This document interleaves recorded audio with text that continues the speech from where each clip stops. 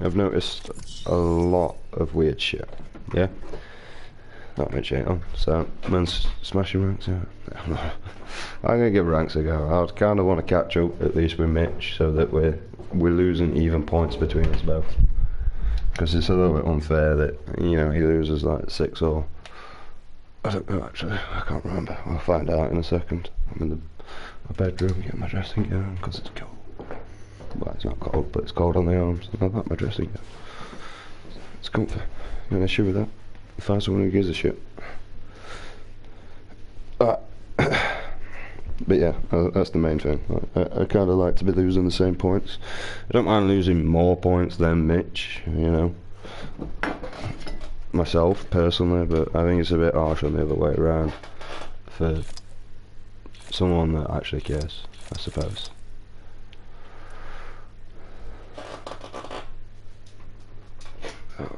I've kind of just stopped caring about this game. I enjoy this game, don't get me wrong, but I don't know. It's got a lot of Nazi zombies, you know, it's just a bit repetitive. I don't really enjoy the maps that are in rotation either. I mean, in all fairness, I've actually been having more fun on Minecraft, I gotta say, than I have this game, because, you know, I got Shitty World's Edge in the rotation, and I've got Shitty World's Edge for the rank, and I've got the option to play Broken Moon, and that map is broken. It's in the name, mate. Just taking piss. Right. And the reason why I don't really like Broken Moon, and I'd love to go more in depth and actually tell you the reason why, but I don't really show any areas of that without going onto the map. It's the open terrain. It's way too open for many areas. There's many areas that you know, you can't actually flank properly because there's no line of cover other than crossing a massive roadway, you know. Whereas if you look at the other maps, e.g. like World's Edge, you look at King's Canyon for God's sake, there's a lot of open terrain within King's Canyon to be dealing with, but there is a lot of cover that is provided within that game that allows you to try and combat the situation you're in. The problem is within this game is it is trial and error. It really is. And it's trial and error through multiple things. So, teammates with an engagement. You got to look at your characters. This is a big thing, and this is a big thing I've noticed within teams and within my own teams and so on. So, if you've got a Bloodhound, right, I'm going to tell you each and every character. So if you've got a Bloodhound, this Bloodhound is going to be with 1 or 2 people. It very rarely is the third person. So for Bloodhound personally, Bloodhound will be someone that usually stays at the back and will keep scanning and trying to get mid to long range combat, okay? Or it would be the other Gibraltar, because I'm staring at Gibraltar. It would be the other Bloodhound that likes to use his ultimate ability, deliver as much information as he can for his team. If they want to push or not, he'll just do it himself. And number 3, you'll find the Bloodhound that will find the mid between it all, which is what you'll come across all characters. There'll be a third person that will find a balance between it all. Even out there is people better than me as Lobola, but I do prioritise loot as Lobola. I will admit this. I will prioritise ultimate silence to get her ultimate ability back, and I will get back to that later. But that's pretty much it with the Bloodhound. You've got the one that will stay at the back and scan and try and give as much information as possible and just be a good team player.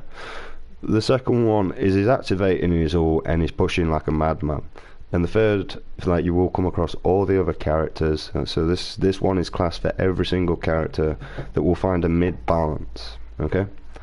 For Gibraltar, this guy's always going to be looking for lines of cover that he could provide if needed, right? He's more likely going to be an aggressive and a tanking character. He's going to quite happily offer himself for your life. Right? This is usually Gibraltar for multiple reasons this happens. Right? One, he's a really big target. Alright, so he might not even be good, he might not have been looking for cover or anything. Okay? Now, the decent Gibraltars that I've interacted with in my games, they usually like to stay at the back or at the front. Okay? In these positions, they'll pick and they will stay there. The guy at the front is the guy that's now looking to tank all the damage. Right? He's going to try and take as much damage and as much aggro for his team to get the flank or the better shot out or angle, you know, on the character. Or he's going to be the one at the back that stays hidden, waiting for his teammate to be low or down on their health. Yeah? And then you have the one that would be mid-balanced as well. So you've always got the noobs, they're all in counter. Lifeline. Lifeline is one of two characters once again. Should be the character, like me, like I like to do quite a lot, is I like to run forward, take a lot of damage so my health is low, and drop back to my health drone that I placed before I dealt with the engagement, because it allows me to connect to it quicker and there's no ammunition. Okay, that's the main thing I like to do. But if my teammates fuck me up, then I can't go off my own battle sense. Because the bit time that the enemy usually gets to me, I won't go far from my health drone. I will go just enough forward to be able to go back. But now if my teammates do far off in front, I can't place my health drone behind for me to fall back on if need be, because I need to be out in the front of the engagement in case that person goes down. Lifeline is going to be the best to get that res, and I can supply my health drone to regain the health quicker to get back into the fight, depending on whether I've got gold knockdown shield or not. But once again, if I've got gold knockdown shield, I'm going to be trying more aggressive of getting that res, due to the fact of they can get back in battle and that enemy's going to be pushing. I just need to tank a few shots. Now, teammates will always compromise your strategies. They always do, because we all have different mindsets. That's the problem, right? And within that issue, we can usually learn to revolve it. So I was watching a few streamers to work out how they was doing it. Now, all these players was actually trying to do was just deliver damage and feed the information to the team. That's literally all they was doing. 28 damage on Horizon, 13 damage on Bloodhound, 2 damage on Lifeline. They was feeding this information, whether it was worthwhile or not, and the colour of their shields instantly. They was doing this after the shots. They wasn't really bothered about getting the knocks, they was more bothered about poking for information. Once they poked for the information and realised there was an equal match, they challenged that engagement. Okay?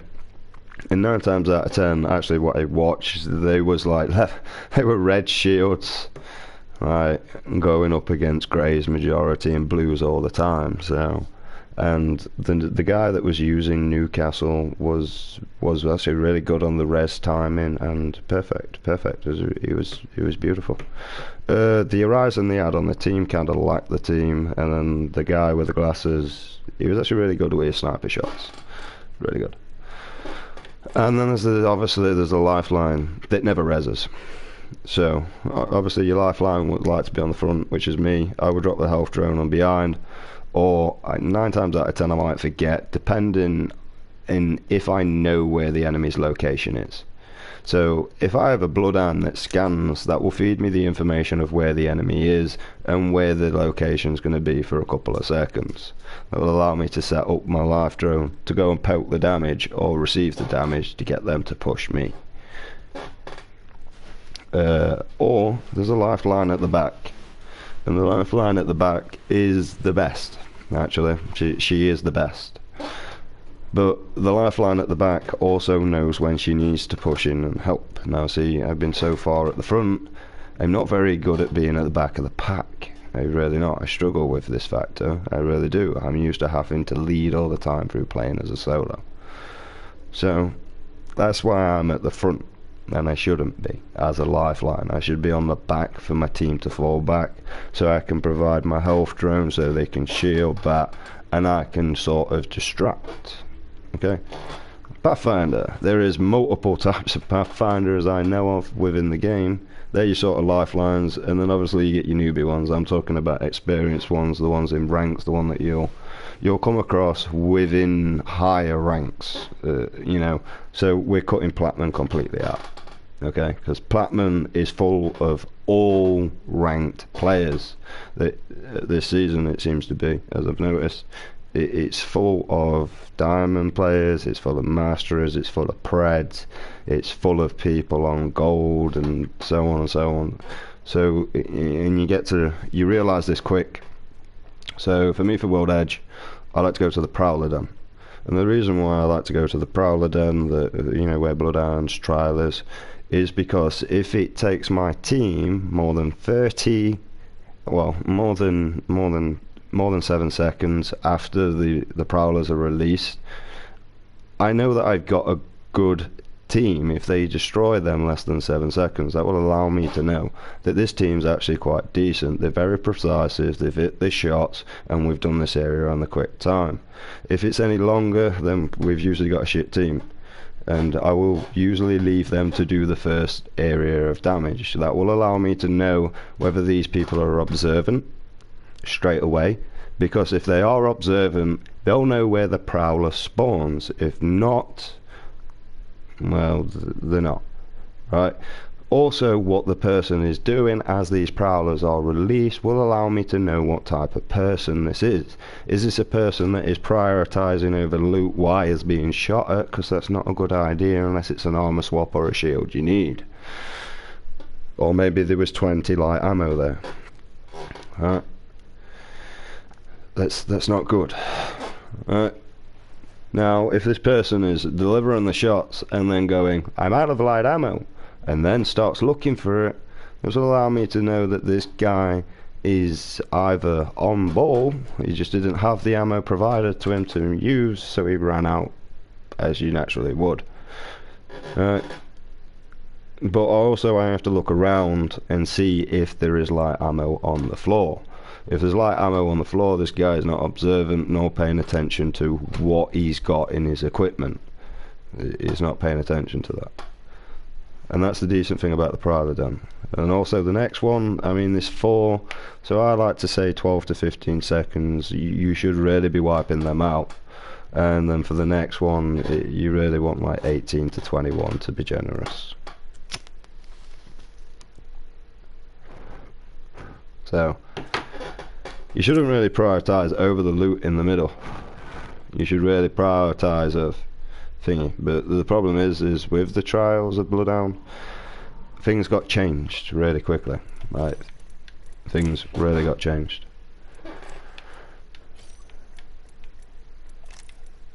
Oh yeah, I'm showing you characters, I completely forgot. So Pathfinder, you've got multiple Pathfinders. You've got the Pathfinder that will just run away, okay? Every single engagement, he'll run away. Right, just fling off and disappear before he's even received any damage whatsoever. Okay? And now, this wouldn't be too bad if they was looking for a better position, but they're not. Right, they're just going to run away, and that's the way to go. And that's your terrible Pathfinder. Now, the good Pathfinder is the one that is looking for those high grounds, the one that can take the better position, the one that could probably move his team in a potential way that could win the game due to his zip wire capability and the fact that he can actually push teammates really well with this factor.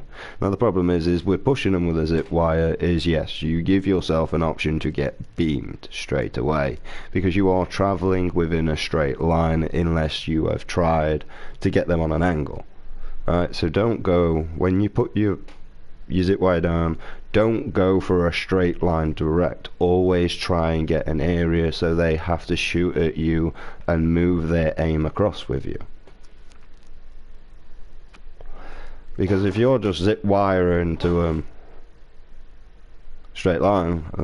They just gotta learn recall. That's it. They're gonna beam you. So don't do that one. And you got Pathfinder. We'll figure that out as he goes along. The Pathfinder is a really good character for a team base. It's just there's some sucky ass people in there that don't really use him as a team character. They more uses him as a bail character, and that's what puts them down. So instead of them looking for potential areas of where they could be taking high ground, where they could be holding position and stuff, we're talking about ranks, you know, they're just going to run. That's what we're going to do. I keep losing what I'm on about. Like, because I don't make anything up. I don't sit here and write. This is just shit that pops into my head and comes out to my mouth before I even get time to think about it. It's annoying. That's why I'm sat here looking at Pathfinder, or otherwise I'd move on to something else like I am doing. Short attention spans, boring as fuck, man. I'm just sat here talking about fucking characters and what they do because I hope to God that it might help someone improve within the game. I mean, it's pretty pointless when many people don't actually watch, but I mean, I tried short videos before and I don't really do much, so I kind of gave up with all that crap. But yeah, the decent Pathfinder will always look for the safest route, right? Pretty much is where I see, or to get into the engagement, but the safest route, right? It's pretty much always looking for the safest route or taking the high ground. That's usually Pathfinder. For Wraith, well, Wraith is a good flanking character because of a silent foot ability. You barely hear her. Sometimes her audio doesn't even work, and she's really light-footed. She's a good bail character, depending on like what map it is. Broken Moon, first out. Let's just roll that one in. So she sucks on Broken Moon. We've got that. Right, but on one of the longest maps, Storm Point, she's not actually too bad. The reason why on Storm Point she's not too bad is because there is a lot of line of covers that she can push with a portal or a phase if needed to be. Now with Broken Moon, I mean, I don't know what they did with it, but it kind of renders Wraith as useless for her ultimate ability, because 9 times out of 10, if you try and relocate to another area, you're in the open, and that's why I don't like Broken Moon. Because it's made a lot of characters that they've brought in and rendered them useless. Or you get the TTV Wraith that literally spawns in, lands, gets a Mozambique and rage quits. Everybody loves that Wraith, right? The best Wraith.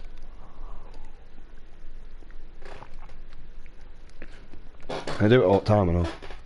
And you're looking like, how do you get that many kills anyway? You're just searching through a bot lobby by constantly rage quitting or something. I'm not playing that map. Too many good players. Lag. Terrible lag. You see that lag spot? I'm not playing with that frame per seconds, mate. No, mate. See how many pred trails were in there? Shh, don't tell them. This is what it feels like sometimes, man. Because it's just how they rage quit straight away. Just... It's funny. You just know it, and you sat there. Right. When are you going to rage quit? Is it now? Is it later? Is it before he dies or after he dies? Who knows? Just like, oh, you. Right, that's your Wraith, mate. But Wraiths, the ones that actually main Wraiths that are not a TTV, are usually really good. They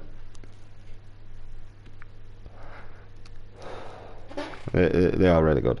They'll look for portals to either flank an enemy or relocate. They'll look for a safer route. They can allow fallen teammates that are behind. So, say if say one of your teammates got knocked and you and Wraith are still alive, well, while you are resin, Wraith could be porting to the next area.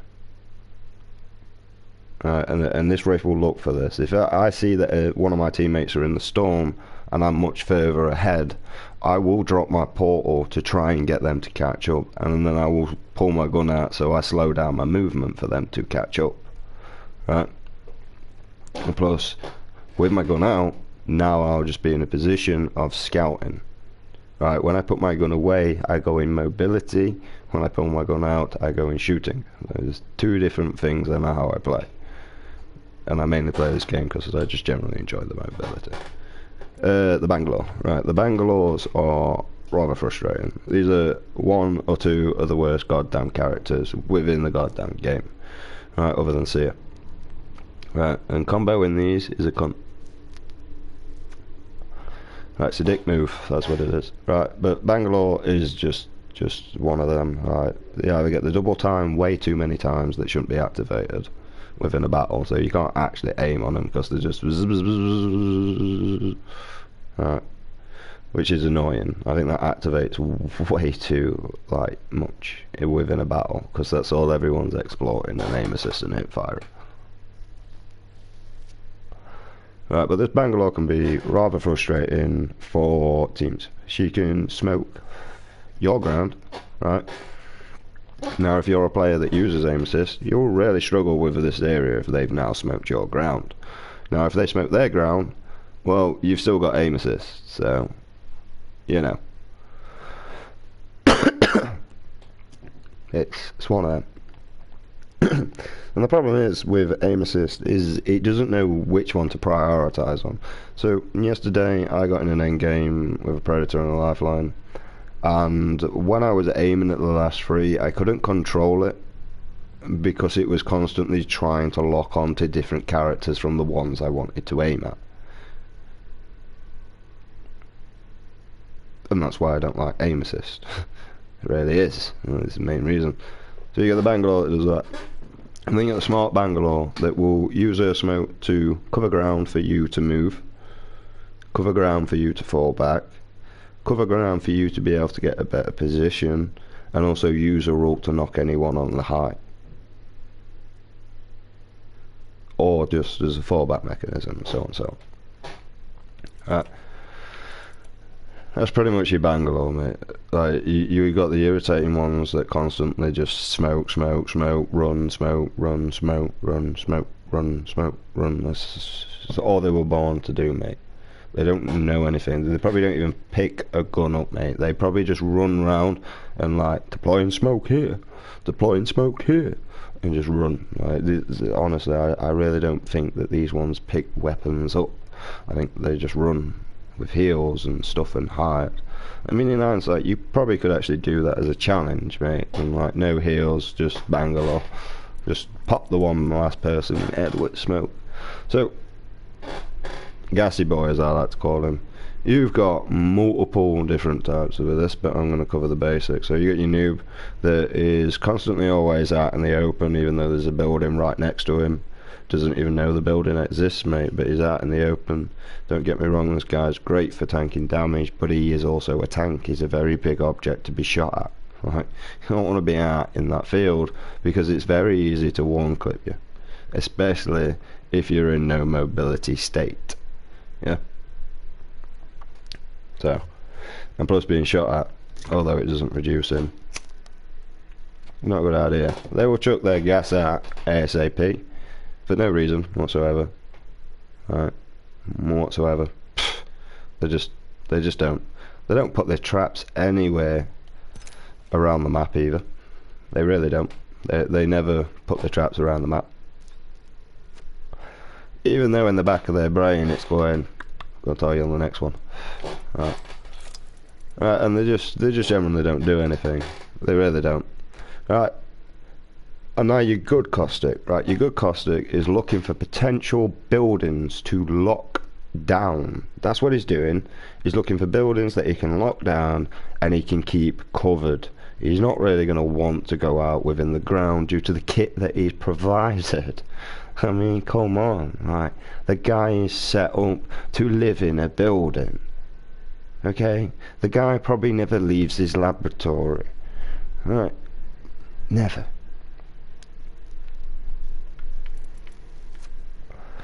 Right, so due to that fact, prioritize your team. Right, look at them, think what they're gonna do as a team, like, you know, and this is how you'll prevail better. I mean, it's good if you can do damage, but if you're getting teammates that are not cooperative, you gotta learn to try and challenge, like, to deal with that, right? And it pulls the team down all the time.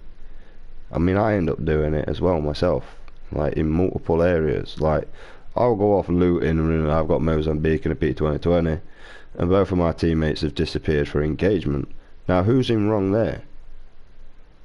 That's me, because I'm on my own. Right? There's not any point when you're in a team of 3 that you should be on your own, unless you're looting at the beginning. Right? But other than that, you should not be alone. That's my fault, right? I abandoned my team and I left my team. The majority went that way. I should have followed. Reason why is you're greater in numbers. The game constantly tells you this. Right? And if you're a solo, that becomes very awkward to deal with. And depending on what sort of players you get in as well, it can become very frustrating within this game. It really can. If you're constantly getting poontanged in shitty ass teams, you start wanting to do this main aggro assault at the beginning so that you can deal with it. Because if your teammate is dealing with that aggro at the beginning, they get knocked. You see? You get that? And because of those odds, you prefer to take that chance. Yeah, because you know you're a good player, you know you can play it well. And if you're a good player, you will know your weaknesses and strengths within this game. Okay, so if you are a close range combat player, I would go for a close range combat player. Alright, and we'll go up on that at some point. Alright, but the good Gassy boy is locking down buildings for his team. He's looking for positions that he can hold, buildings that he can hold, areas he could potentially clear out if needed with his gas. Okay, this Gassy boy will hold on to this until he believes it's right, and there is multiple reasons that this grenade could be right. Okay, the only time it's wrong is if you notice there's another caustic, right? But it just means that that guy's pushing alone. Okay, so you'll have to bear that in mind, right? But if an enemy team is not, right, chuck it on him. That means they cannot res this teammate. Okay, if Lifeline tries to res this teammate, they're dead. Okay, they're dead. All right. The only person I know that could potentially save Gassy boy is Newcastle or Ash. A Wraith if she was quick enough. Pathfinder if he could grapple teammates, which would have made more sense on why he was a medic in the at the beginning, you know. Okay, that's number 1.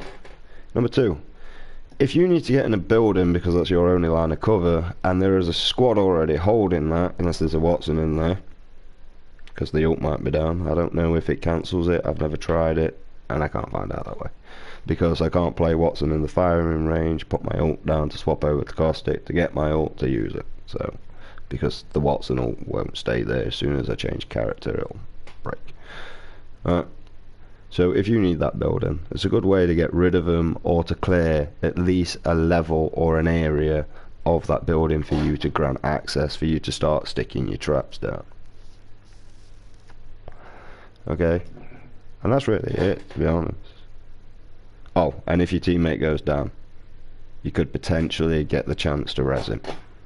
Or if you need health because you're minuscule health, you could clear your area just for you to get a shield back, and I still see clearly. So that's your good caustic. Okay, for Mirage, right? Mirage is a joke. Okay, this character is a joke. Okay, you can't take him seriously if you're a good player. A good player will know to act like a bot, unfortunately. And a bot won't act like a bot, but is very easily identified with very easily slip-ups. A good player will begin to notice, so I begin to notice that the reason why they was noticing me is because I was staring directly at the person. That probably indicates that that's me. Also, there's huge flashing lights that can be revealed quite well. I come up across one Mirage that stood still and then moved. This Mirage actually wiped the whole squad out. He was a good player. Like, honestly, I went to go for a res, which I should have done, But I res the guy instead, thinking it'd be fine. Mirage is fucked off, and it cost me and the team. I should have pulled my mate back in instead of resing the person that I had no communication with. Now, I did notice that fact, but this Mirage kicked my ass, mate. So you can really notice the difference between the guy that doesn't see. The problem is this is why this guy's a joke, because the idea is to play as a bot as him, and a good player will be a bot as they use him. They will just try and act like a bot. You know, they don't put much more effort in. They're not slide and jump anymore. They'll try and stay very basic until it comes time and ready, right? And that's pretty much what they'll do.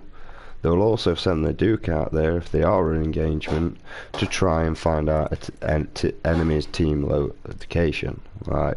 Because if that gets shot, it reveals their position straight away on your map. It will allow you to know that there's a squad there. Then you can peek that area and try and work out whether there's 2 or 3, right? And depending upon that situation and how you feel comfortable, assess it. You know, I mean, to be honest with Mirage, there's not really that much you can say for him, because the idea is to act like a bot.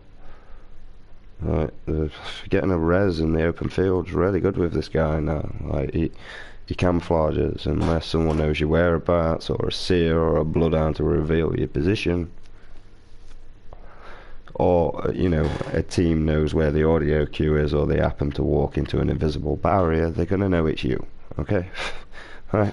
There's very little chance. I don't know if a thermoscope reveals the position. I've never tried that. I've never noticed. So, maybe. I know it doesn't when they go into the dupe things, and the dupe things seem to push them out of the way, you out of the way now, weirdly. So, there's not much with a Mirage. Falctane, he's a great player. He's absolutely fantastic, but he's very awkward to use due to the fact that you're always your penalty is losing your health for your ability. Don't get me wrong, as long as you know what you're doing, this ability can become really overpowered, and a lot of people have shown this within what I've watched. Like, fuck knows what the name is. I don't like reading, it's boring. Right.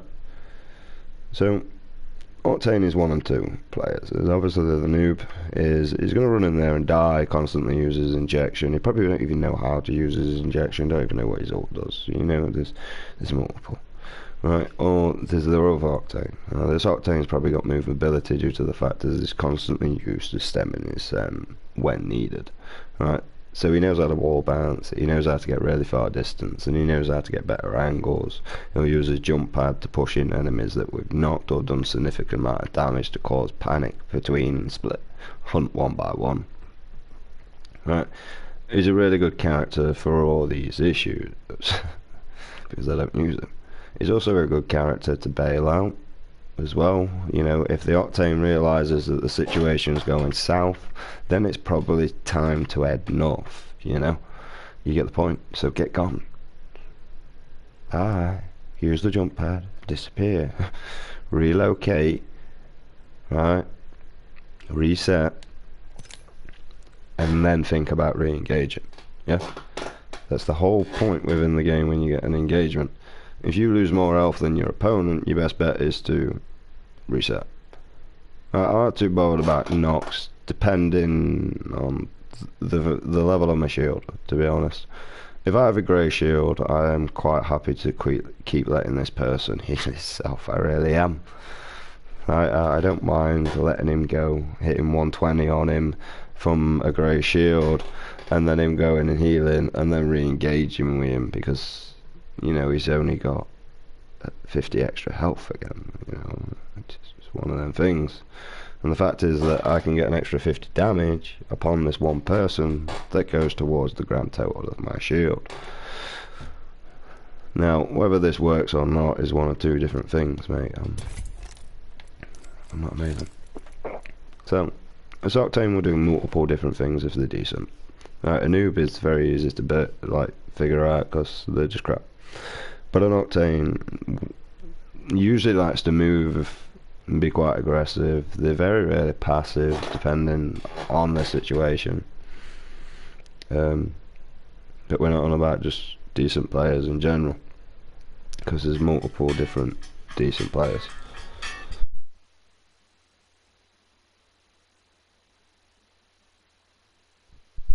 Like multiple different decent players, mate.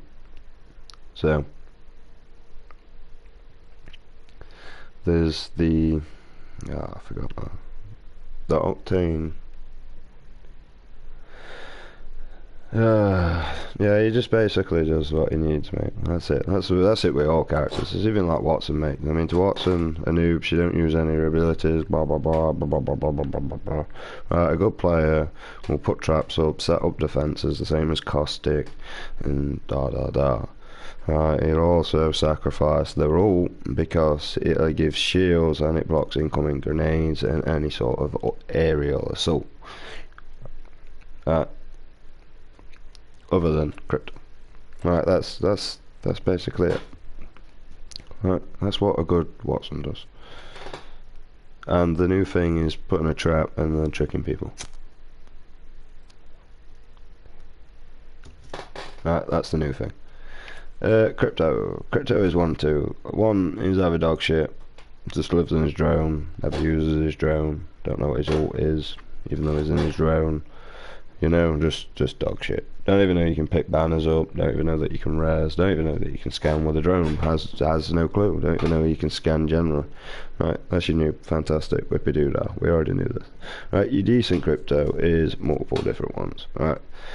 A decent crypto is always scanning, he always knows the location of the respawn beacon just in case, and he is also aware of his team location. He'll be in his drone, which is kind of weird now because there is new ability and I've not really counteracted that. I'm still sort of getting used to it. Right. He'll use his drone to scout out his area and find out if there's potential enemy, even though it's a lot more easier to do that now because you just scan a banner, there's 2 enemies. I mean, you don't even have to scan it, you can see it says 1, 2, 3. Right, and that's the guy, the thing. Right, so that's crypto for you. Right, his drone, he'll look for multiple different things. He'll have a look for an area where he can place it to do just EMP damage, so it allows him to push with 50. Due to the fact that he can chuck it out, he can actually technically use this now as a grenade. You've just got to learn how to do it. That's it. You can use this as a grenade. So allow you access if there's a caustic, you know, you can do quite a lot with him now, to be honest. Which kinda makes him decent in a way. You can also reload passively in your drone, apparently. I don't know, I've never known, like, it's just something that was said. Revenant is really an awkward character now, because, I mean, the dev totem, let's be honest, sucks. But we're going to run over the noob. Right. So, the noob character is the exact same, mate. You don't know his abilities, he either uses his abilities in wrong areas, yeah. But also, you got to bear in mind, the person that is using the Revenant in wrong areas is probably trying to figure it out. Because, I mean, still doing the same. And it changes. He reveals his position. That means anyone within the area knows. Same as Lobola. Like, he's the worst baiting character within the game.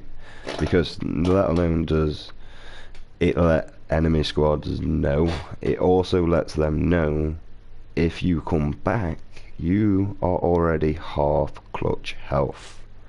Yeah, that means they're just going to take your shields down and you're going to be unaware of their position and they're going to get a better fight. Okay? That's the downfall of Revenant. It really is. And such a good character. But the fact that he can crouch and that, I really think that Revenant's ability should not be seen. Okay? I really don't. I don't think it should be seen. I think it should be hidden with his ability. Most of the characters that I've spoke about, I should really enjoy them, and I think they're really good, and I think they would also and I don't think they need any adjustment whatsoever, to be honest. I think they're pretty well. Other than Revenant. I would like Mirage's old ultimate ability back. I would like Bangalore's, you know, double time adjusted a little bit, because it's rather... You can't do out against it. Like, you can hit fire, but that's just annoying. I mean, yes, she should be able to dodge, but like, the problem is when she smokes and you aim down sight, you know, she just runs. So that thermal scope is pointless. So, pointless. Right. But with Revenant, I don't think you should be able to hear his ability. He's a stealthy character. He likes to remain hidden and be on his own, sort of thing. Like, he's a very stealthy character. He's more of a very angry ninja. Right. So his ability shouldn't be seen, although it should be heard. So like a Bloodhound ultimate ability. So when he comes close and you know, maybe you could hear that, or maybe you streak like the zombies did, sort of thing, you know. And that'd be a lot better. Or failing that, actually give Revenant the zombie ability if you activate this Death Token, because that's really cool. What they've got at the minute, shit. What they had in the thing was really cool. Now they would have to learn a balance, but I mean, the fact is you know, you've got a gun, they've just got health. And I think that would be really good, because Revenant sucks, mate.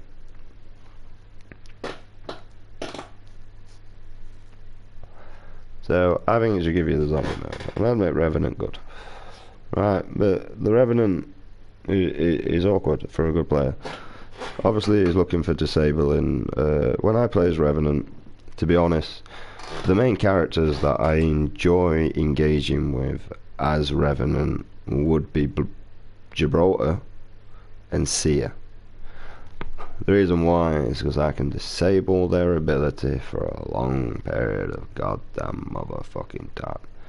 The reason why I like coming across Seer is because his ability is cancelled. I hate him, he does my head in, he's annoying, I would rather him not be in the game. But with Gibraltar I do it because his shield pisses me off, and 9 times out of 10 he thinks he's got the upper hand because of it. So it gets rid of that shield, because his abilities fail. Right, so I like that. And I do like that. And I do like coming across Gibraltar because of that reason as a Revenant. Because I can cancel his little shitty shield, mate, that saves him all the time. And have a fair fight. Okay? So, I mean, I don't know with Revenant.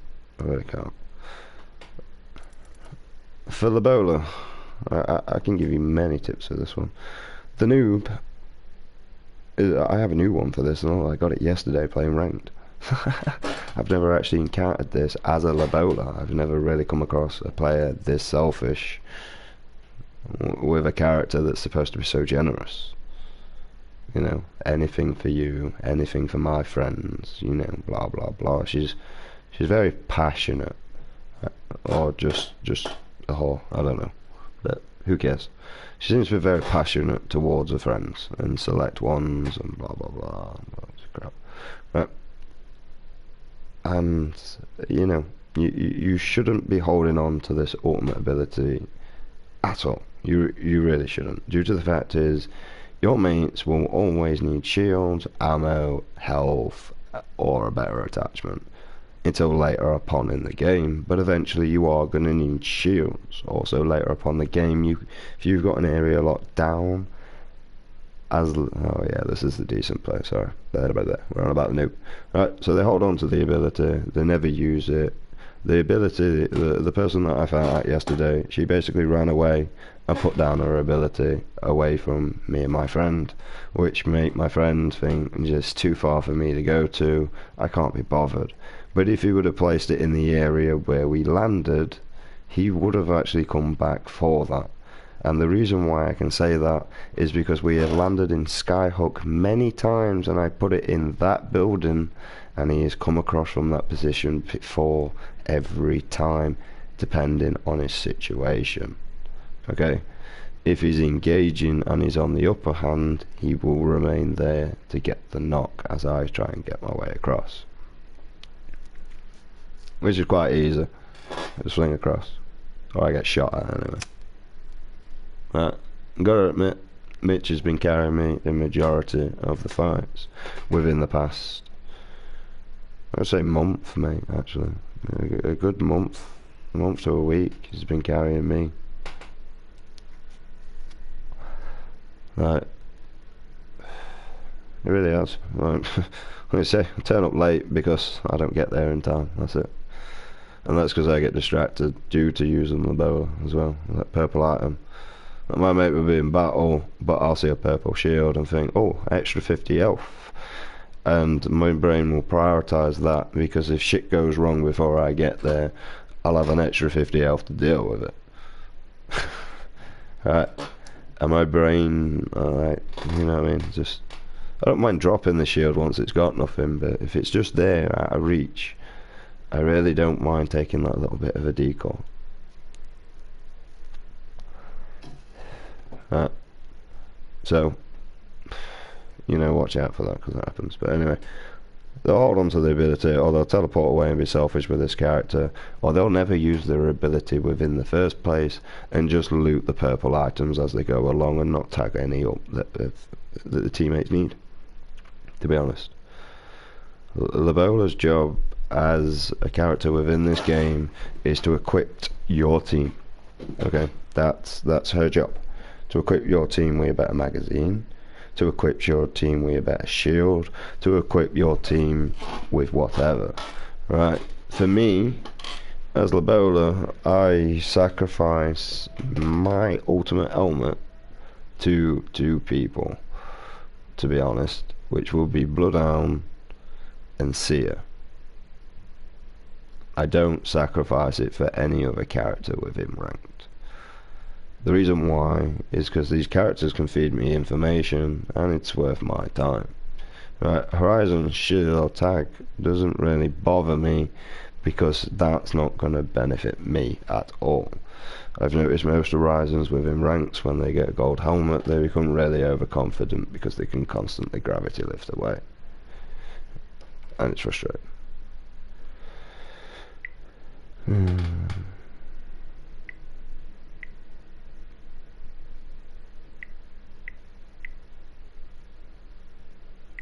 Okay.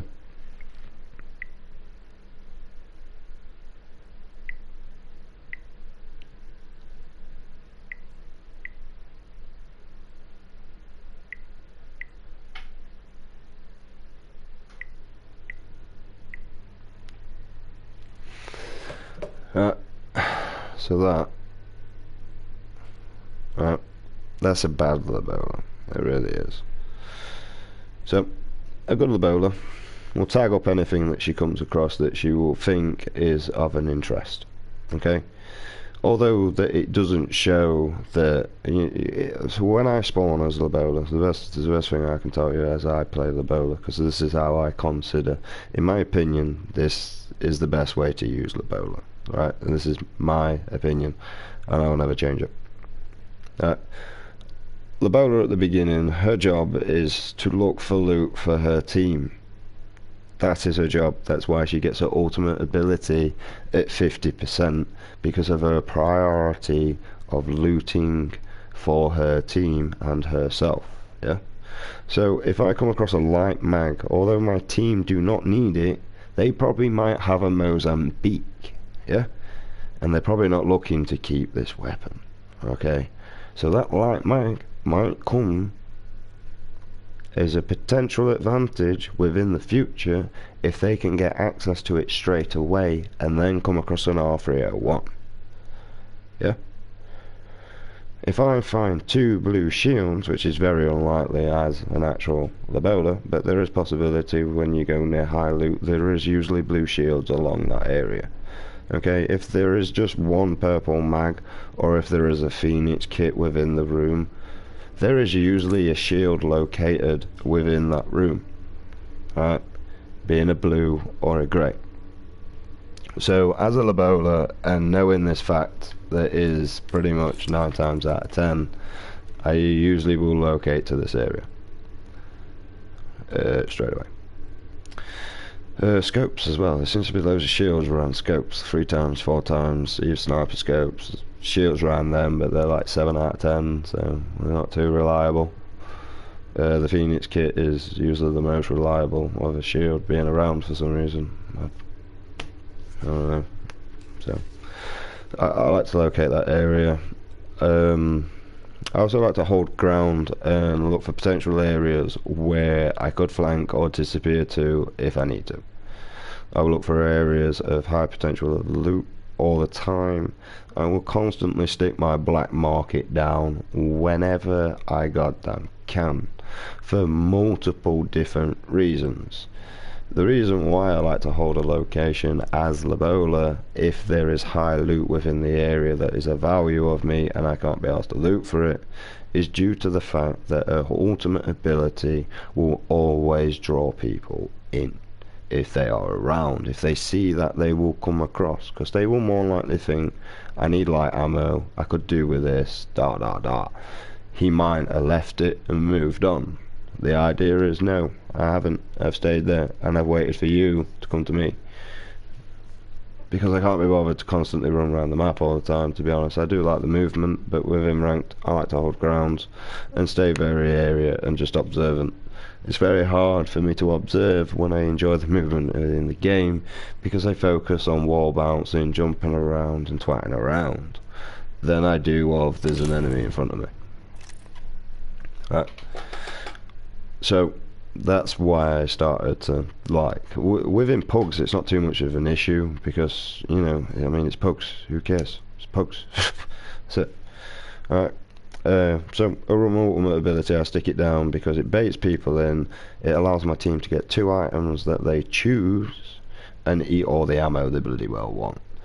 Right. And if there's more ammo within the area, because you're located within one area, you can hold upon that ground to just keep getting more ammo. It doesn't even matter if you hit shots. You can literally just spray and pray if you want. Just get more ammo out. That's it. It is kind of dirty. I do believe that there should be a restriction on the amount of ammo that you can receive from this, although it would kind of make Lobola shit. So personally, I don't see you ever needing any more than 200 of each bullet. For the beginning round, I'll look for 180 within each gun. Whichever gun that I'm performing on the accuracy, the better. I won't look for majority of ammo for that. But when I pulled my submachine gun out and my accuracy was rubbish, depending on what ammo type it is, we'll now consider the amount of ammo I carry throughout the game. Because if I'm missing my shots, I'm going to need more bullets, so I have more opportunities to hit more shots, you see.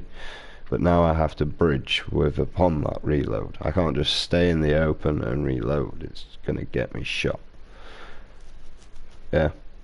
So there's multiple things I can do in that situation, depending on what's around on me. Usually I like to teleport away and just get a shield up. The reason why is because I know I'm being pushed as soon as that person's down. Like, and 9 times out of 10 within rank, these people are up each other's arseholes, and I can't do much about it. So I usually disappear, and I use the poor guy as bait.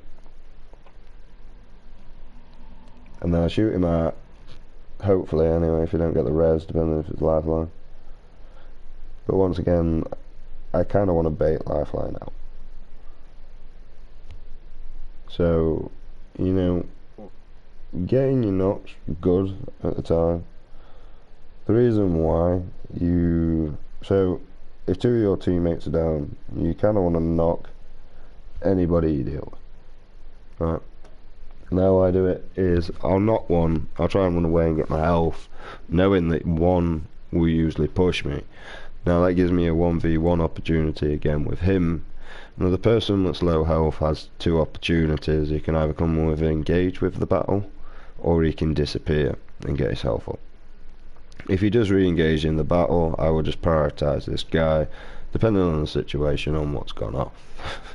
Yeah, it's very hard to respond, and it's very hard to react on it.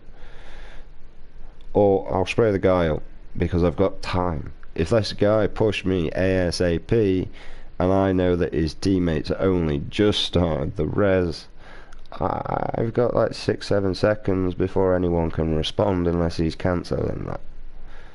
And the problem is the guy's not going to cancel it if he knows that his teammate's just been beamed, right? Now, unfortunately, yep, it's 2v2, but now I've just got to locate to the one that's hidden and take him down. The guy would have gone to retrieve the banner, hopefully, and I can take that guy down. Now he's got to retrieve that banner. He has 1 or 2 opportunities within the situation. He can either go for the full resurrection and have to look for another respawn beacon if he gets the other player. Yeah, you see? Which guarantees me another kill if I grant him the time to do it. Yeah? Or if he gains it, because my accuracy is dog shit. Like, I mean, majority of the time my accuracy has just been dog shit. So there's a lot of areas where I have to weigh up, and the main problem is with the map that we're on. This is World's Edge. It's just third party fucking history, mate. That's what it is, mate. All the goddamn time. It's annoying. So the bracelet, you're looking for areas of flank, areas you can push, and what you can do. She's a really good combo with Revenant, because if you activate Revenant's ultimate ability and then Lobola jumps into it, she can fling a bracelet wherever she wants, and she's straight in the battle taking the damage, which will draw aggro to that position that might allow the other two to gain. She can heal, and then she can push upon her 2 teammates if they're still alive in the situation, or if they've not got set back. But the healing process will allow me to adjust that, like, judge that. Like, if I went down straight away and then they came straight back straight away, then I probably would reassess my situation and either dip. Now I like to leave. I can't be bothered to stay there and fight. I'll just leave another squad to take you out now.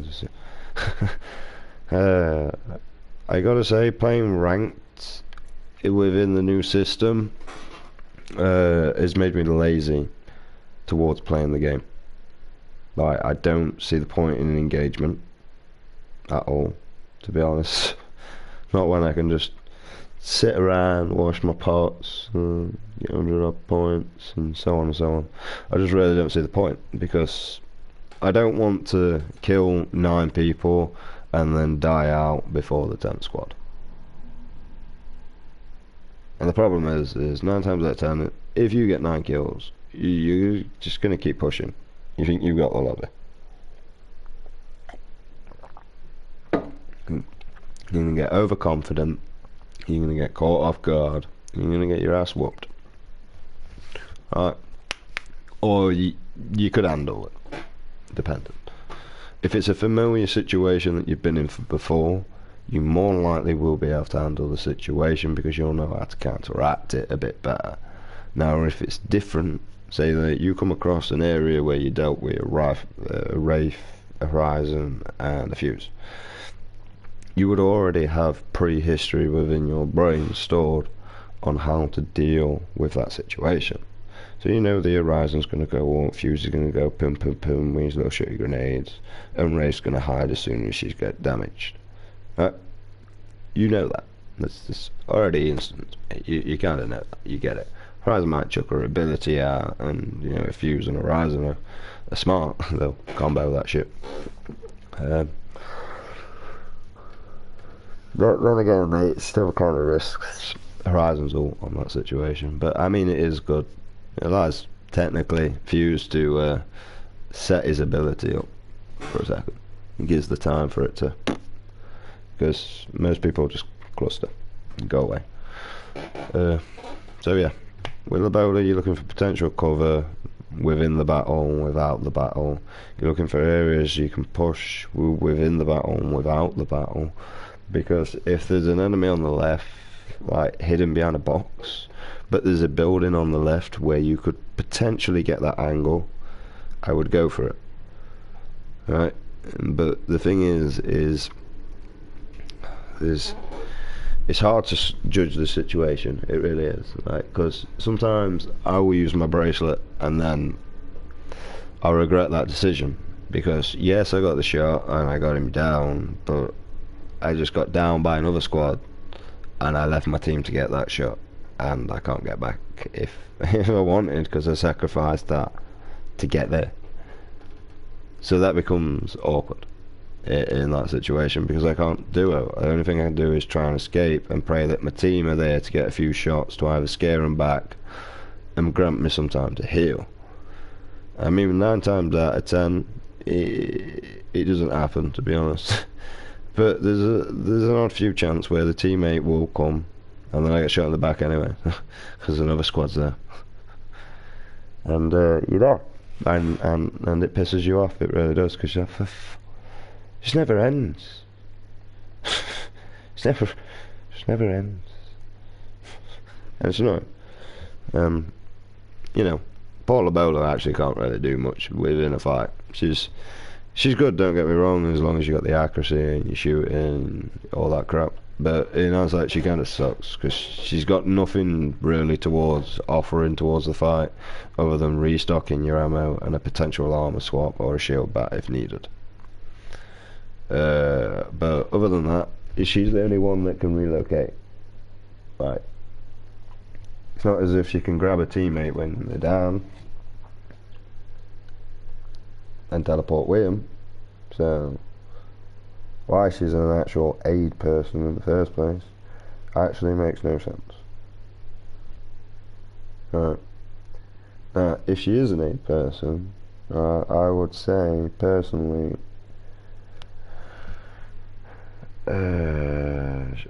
she should res people quicker. To be honest, res people quicker, or be able to get the banner. Right. If you've noticed in the bowler's loot, she can pick 2 items up. Yeah. So why can't I pick my teammates' banners up as those 2 items, so I can relocate, get my team back in?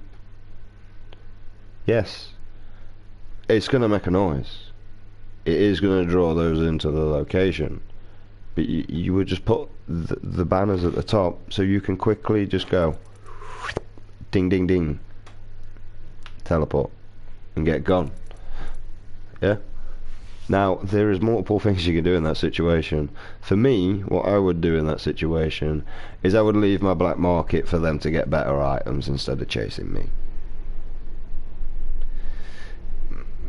If there's no Lobola within their team, they've probably not got many attachments, they've not got a lot of decent stuff. You usually die through looting in boxes. That's why I like to use Lobola, because if my man's got like a purple mag, unless he sees a gold box or a purple box, they don't really pay attention. If they see a blue box, I got purple mag, blue armor, I'm good, mate. Oh shit, need an armor swap. Yeah, if they're good. If not, they'll be looting every single box until your eyes bleed. And you've got to notice that as well. That's the best thing about it. I might just collect everything and chuck it on the floor, help him out. Alright, and that's how you feel. You really do. Like, especially as a Lobola, like, you know, you've been ting ting ting to ting ting with your black market, and they're still fucking boxes for Christmas. But you've got to be aware of your team that's still looting boxes for Christmas, right? Because then you need to focus on where can my team give me cover at this moment if I need it. You know. Now, the advantage of Lobola is, one, I mean, 9 times out of 10, unless I die or get knocked and beamed or like that, I really have no consequence with it. I really don't. I can actually run off in front, hear an enemy, and teleport straight back, because it's going to be a lot quicker than me trying to get my weapon out and engaging with someone. I don't know where the other 2 teammates are, and I'd rather not do it, because I don't have a clue what shield I'm coming up to. But I mean, yeah, I could crack a purple shield, but if I've got a grey, this man's got an extra 50 health, so the odds are more in his favour, and I don't like it.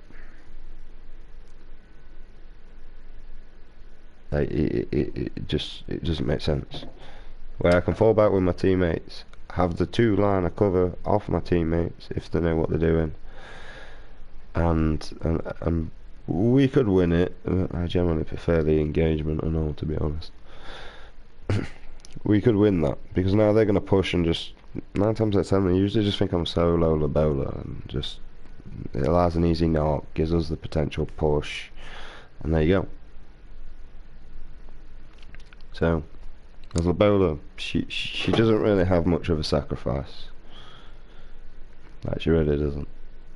So I'm going to tell you basics that I found out with these characters. With Lobola I can go more in depth than that, because I use her on a majority of the bases. So I know how to use a teleport, I know how to use a thingy, and trust me, it took me a long time to figure this shit out. For a long time at the beginning, and still every now and again, I will find myself where I get too impatient, I want to travel to an area a lot quicker than I previously can, and I will teleport straight into another squad. Right? And yeah. Well, like I said previously, you know, I've sacrificed, I'm dead. So I would, you know, there's 2 things I'd do for Lobola to actually make her load better, to be honest. Number 1, I think she should be able to cancel that bracelet whenever she wants. Okay? Not within the first couple seconds that I couldn't react even if I tried. Okay? Alright. I do believe that you should be able to cancel that all the way, because that's rather annoying in multiple situations of where I've released it and I've looked at the area where I'm landing and it's lava, or it's this, or it's that. Right? Having the choice to be able to cancel this thing would save so many problems within areas. It really would. Just give it to the player to do, instead of the game doing it for us. And then that way we can make the decisions. Obviously cap an area that's out of bounds, but you know, I wouldn't know how to do that. I'm not game maker, so no idea. Just suggestions. So the banner thing would make her really good, because she sucks within a battle, to be honest. I think a teleport is it's the right time, even though I would like quicker, but it's the right time if like, you know, 1, the ammo gets capped, so you can have up to like 180 ammo. That's your limit, yeah? So you can't just have as many as you want, yeah? A limit so that Lobola can pick her teammates up out of for her choice. Right, and make it as a passive for Lobola, so that no other character can do this. So that if a Lobola comes across another Lobola's ult, they can take the death banners out of that. But just a Lobola. And that would make her so much better than she previously is, because she doesn't really have much of an abilities anyway. You know, she don't. Compared to Rampart, she's got a minigun. I mean, I will admit, Lobola does have wall hacks. So another thing with Lobola, if you see a purple item in a building, yeah, and that purple item disappears and your teammate's not there, well, that will alert you that an enemy's there.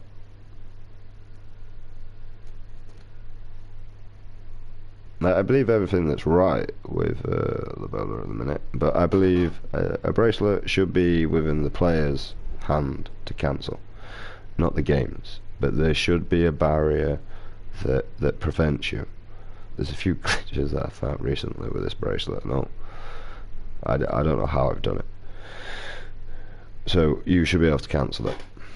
One, it makes some really good plays, because you know, you could chuck it and everyone's so used to turning, and you could cancel it and spray them down.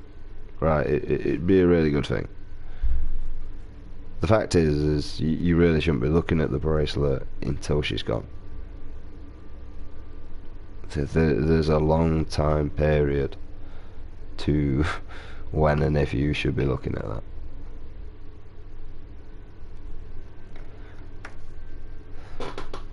So, yeah. But yeah, it should be within the players, because then you can do it, people. They run one way and then you cancel it, which will notify that, you know, oh shit, he didn't run that way, he's gone the other way. Dumbass. Right, I'll do that. Right, and also be able to pick her teammates up so that she's actually worth calling a medic, because she's really not a medic when everybody prioritises attachments. That'd be more of an assault, that would be, to be honest, because of what I notice people prioritise and what even I prioritise as this character. I do not go in there, I think I need 4 battery shields and 2, no. Unless I've got full attachments and that lot to my weapons, there's very little time I'm actually looking at my supply of shields, depending on the area. If we've looted the area, there's no engagement, I'll look at my shields and then I'll start prioritising on what I need. So I just pick them up as I go along. I wouldn't do it any other way. So Rampart is number 1. So she's a noob, don't do anything, don't use shield. Use the death turret when she's gonna die, don't use it at all. She's a defense. Most Ramparts the decent ones, will look for areas of barriers where they can put the barricades up, they can lock areas down, they maybe take high ground through placing a barricade and putting protection, all this crap, blowing doors down with a turret, blah blah blah. For Horizon, I mean, to be honest, she's another joke, really, to be honest, of a character.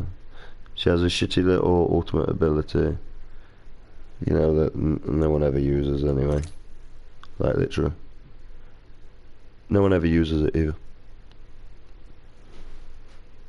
No one. You know what a shitter is? So roll sucks. Really does. The fact that your grenades can do damage and the enemy's grenade, well, the enemies doesn't matter actually, and your teammates can do damage to your ult sucks. It really does. Makes Horizons all suck. Although people have learned to adapt to this, but I mean, to be honest, you know, it just sucks. Literally. Like, I mean, it's a black hole. What do you expect it to do? Just sucks all the matter around it.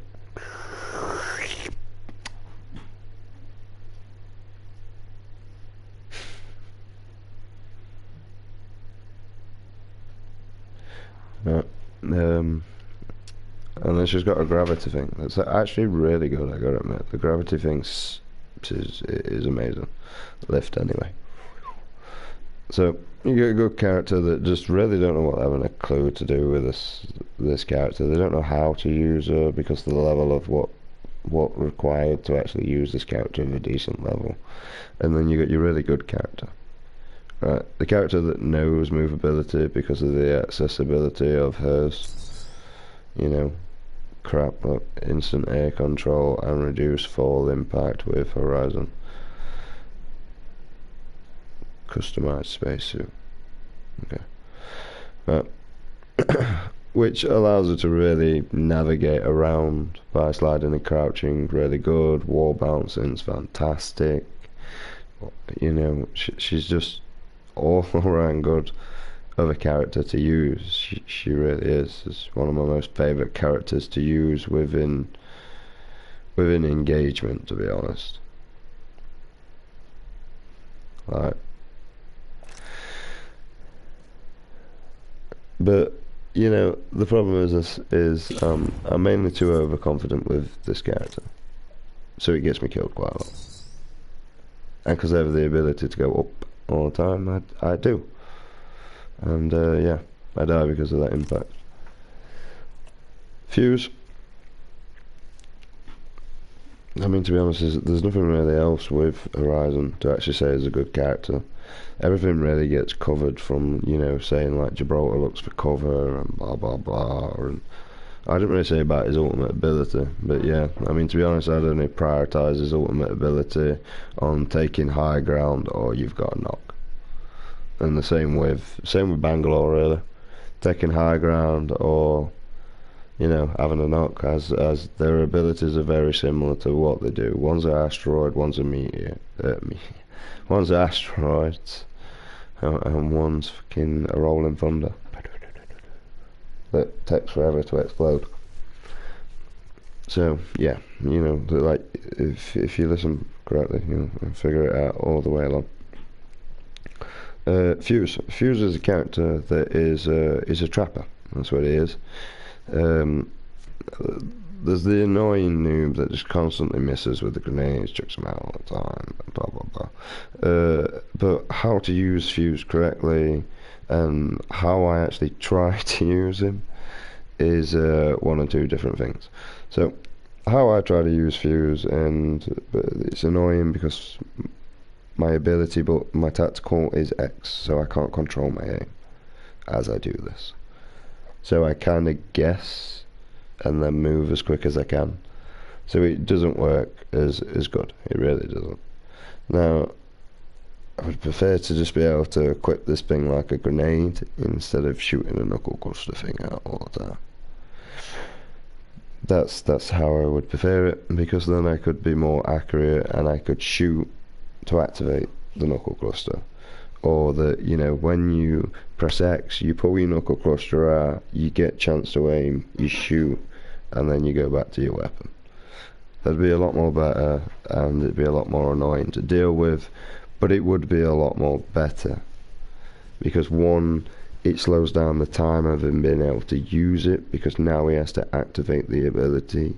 He is also going to want to aim better and shoot more accurate. So it's going to be the same as dealing with a sniper for him to be able to use his tactical.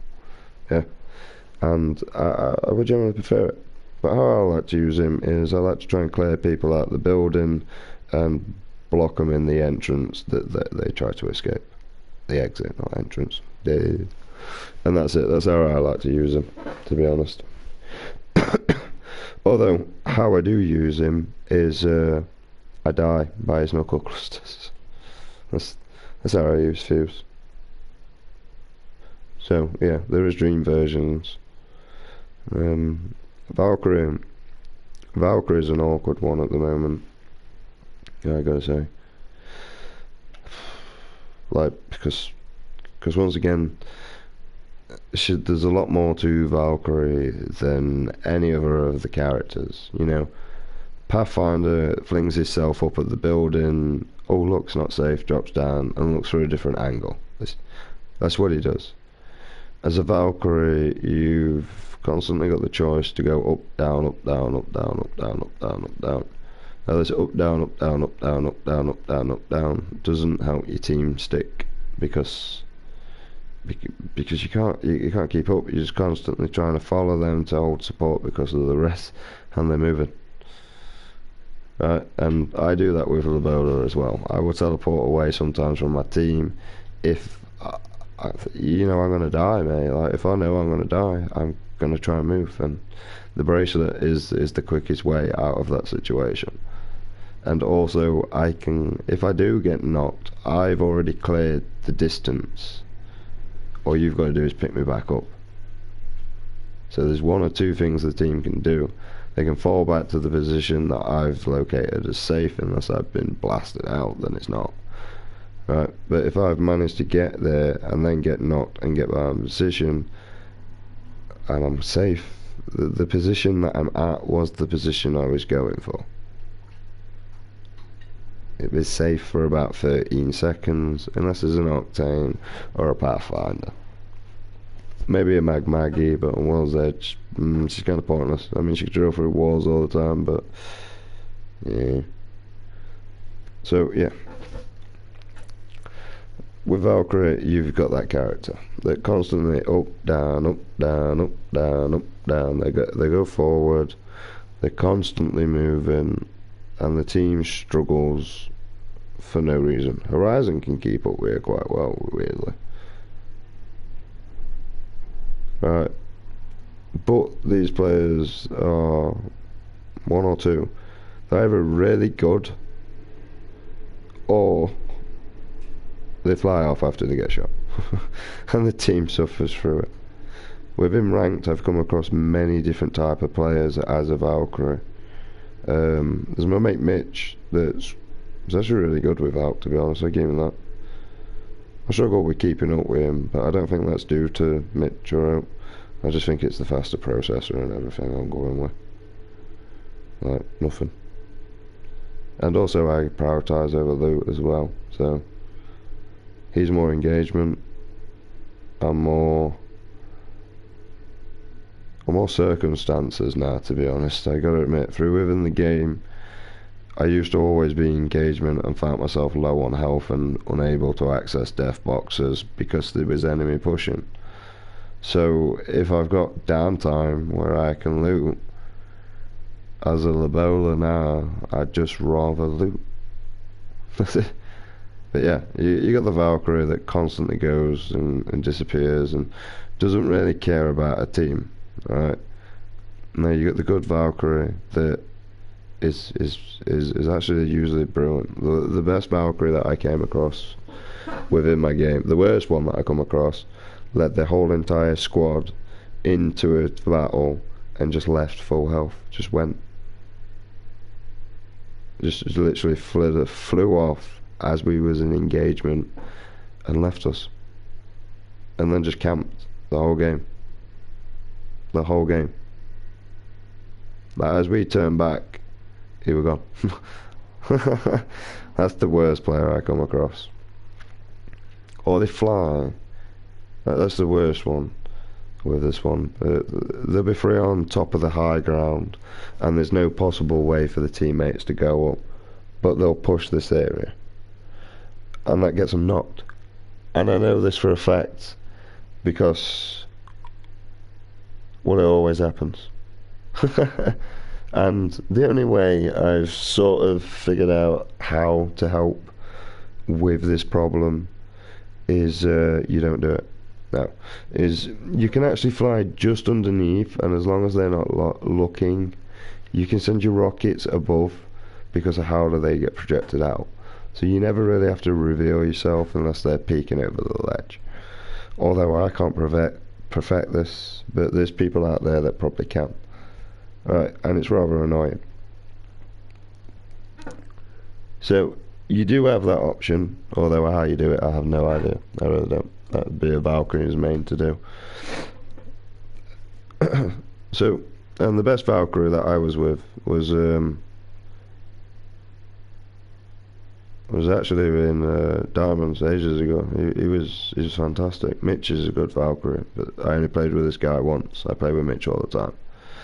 So me and Mitch, we always encounter really good games and really bad games. I do shit, he does shit. You know, like I said, he's been carrying me for the past month and a week, where he's been delivering most of the damage, most of the hits, most of the knocks, and I've just been decoration, so it's a good job I'm playing as Lobola. But yeah, the best Valkyrie that I was with, he stuck with the team. He never really took the high ground, but he did, in a way. He just kind of stayed with the team. He really did. He didn't move anywhere. Just stayed with the team. He repositioned us at any point that he saw possible if needed. Either the zone was coming in or we just wasn't in the ring, and he just kept moving us to a different position. Now, the reason why I talk about him is because he was a pred. I was a plat. Okay, I realise when there is a pred is to listen to them. If they're not taking direction, then they're probably just leaving you to it, or they don't see a problem with your decision. Okay, and she just stuck with her team, Miss Pred did, and just kept moving us on to the next position. And to be honest, within that game, we was actually really lucky, because, you know, well, everyone came our way. like literally the whole squad pretty much came our way, and because we already had the height, we had the upper advantage, and we was tagging up before we were shooting unless we were spotted, is one thing that I noticed, because these were higher ranks than me, so I observed on what they was doing. Well, mate Mitch, I gotta admit, we're probably both premature. He wants to get the kill, I want to get the kill, and we're two different areas. We're really good though if we have the setup.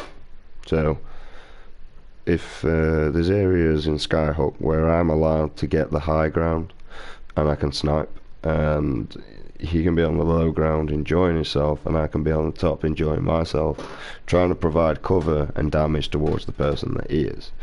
If not, I have to relocate to the next building, which still allows me to provide that cover until line of sight gets cut off between me and Mitch, and then my brain panics because I can't provide any cover if needed.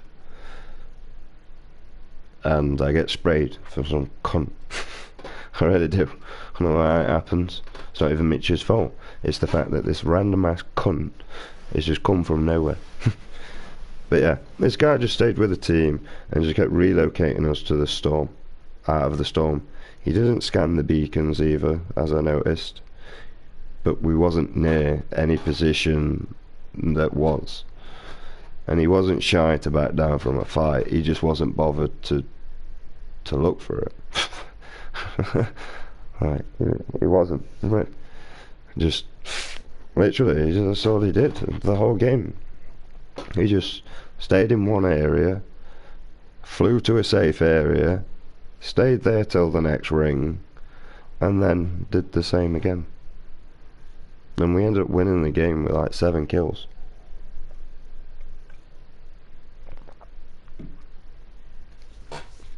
And I enjoyed the game, I really did. I thought it was fantastic, because that's when I changed, mate. With my first pred. I think it was my first pred. It didn't do it. Like, oh, it just flew, wasn't it? It was a pred, mate. So, I mean, to be honest, I don't know if he stayed that way or if he was that way because he got bored of playing and just wanted to play people at his own level, and he came on the solos and just he ordered position so he didn't lose points. He didn't know our capability, so he's just rather just hold position and not move. And even yesterday I was playing with a lifeline. Unfortunate for Mitch, mate. He ended up with a bullshit situation. He had that cunt, you see, from behind. I was facing on the front to try and provide cover, and he got shot. Bastard. I mean, we did win the game, and eventually Lifeline had the clutch and she was a pred, but we just camped in the middle. We did very little. We just did what we needed. We didn't move. And we ended up winning the game, and quite a decent amount of points.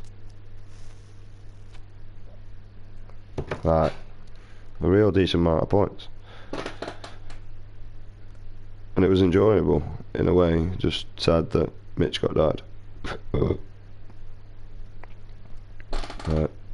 But that's another thing. Like, would we have been overconfident if Mitch would have survived? You know, would we have gone in the engagement and lost and gone back to the lobby, or one of them? Like, because you got to think, it's not because Mitch is there, it's the fact that you're a full squad. In a full squad, mate, you're going to be confident. Now, if you're 2 down and you've realised that all the squads around you are full, you're probably just going to remain passive because, well, these are more likely going to shoot at each other and knock each other at some point, which could give you 3 easy kills, which literally that lifeline and me camping, I ended up with 2 free easy kills because an Horizon wasn't paying attention and a Bangalore was healing up with a Phoenix kit, and I hit 24 damage. And then Lifeline clutched it, mate. She literally knocked 2, and I helped with Sia just by rushing in and being a distraction. But that's all I wanted to be. I just wanted to be a distraction for Lifeline, because I could just crawl to Lifeline. She was holding position. She was doing fantastic. And one of them got knocked by the storm, leaving just to Sia. So that when I got rezzed, you know, Sia had to hope that I didn't have, Lifeline didn't have a gold knockdown, but I already gave her one because I'm the bowler, you see. I gave Lifeline the knockdown shield that I robbed out of the vault key, the vault in World's Edge, due to the fact of, you know, if me and Mitch went down, she is the best potential to get that res off. Unfortunate about Lifeline. So, but yeah, Lifeline pretty much won that, literally. I know, I think she got like 11 kills, something daft like that. She smashed it. Sia, I hate this guy. Right? I don't even want to tell you how to use this guy. Ash. But yeah, that was the best Valkyrie I encountered. I wouldn't know how to tell you how to use this character, because I've tried multiple different ways myself. I've tried delivering damage on impact to stun them so I can deliver more damage. I've tried delivering damage and breaking their cover. I've tried flying up in the air and doing all this and all. I've tried all sorts. Right, her tactical sucks. I agree with Mitch. It sucks. A flying around ability is really good depending on how you're using it, as far as I've noticed. So evasion is really good. Like, I love Valkyrie for trying to evade bullets. I really do. She's fantastic for it. Although I prefer mobility over jets, because jets really do my head in, and I find it awkward to wall bounce and slide and jump and do things I normally would with a boots on the ground person. And that's the only reason why I really don't like Valkyrie. You can toggle it to hold though, so I think it is a hold. I'm not quite sure. I know the way you just press it, but not a fan of it, to be honest. No.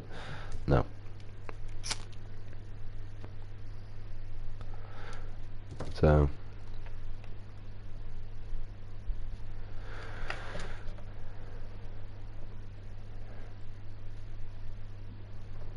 message. So I didn't even ask to play, mate. I was just commenting about it. To be honest, Sia, even his nerf sucks, to be honest, mate. Like, you can hear him, wow, what we do. Like, to be honest, mate, you don't even need the hearing thing. Just put a penalty on it. You can listen, never do. But yeah, anyway, I'll tell you. Alright, so the crap is here. The crap is here will initially start with their ability. Okay. Now, it depends on the situation. If you think you can blast all three, or there's just one and you want to move them out of hiding place, blah blah blah, yeah, you can do that. Okay. But you got to be quite accurate with this. So I like to scope in and then use it. That's how I like to do it. And that allows me to pinpoint. With his ultimate ability, I mean, I don't know with this, like, to be honest. The people that I've come across, they like to, the decent ones, they start with, initially they will activate this and push.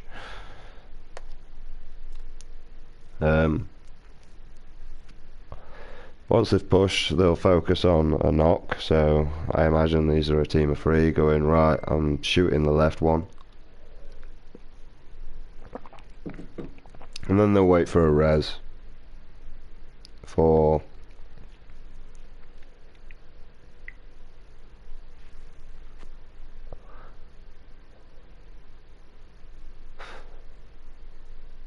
I don't like it.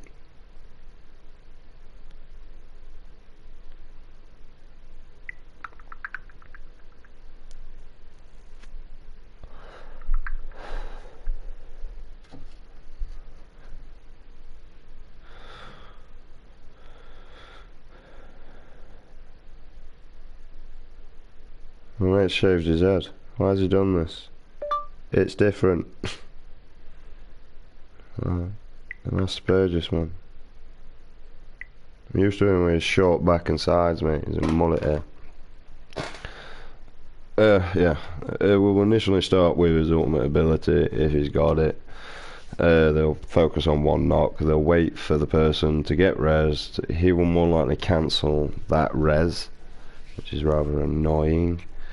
To be honest, if you realise that he is doing this, you're probably better off just to cancel your res and reactivate yourself. It's quicker. Hell of a lot quicker. A lot more efficient. And yeah, it'll just kill you.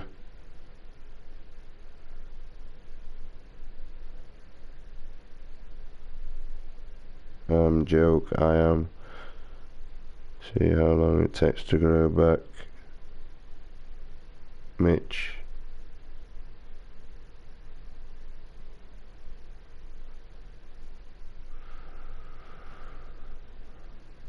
Oh, I'm just gonna go with your words, bro. He does look ill, I know, man. Why does he do that? I don't know what to say to that, mate. I sure don't.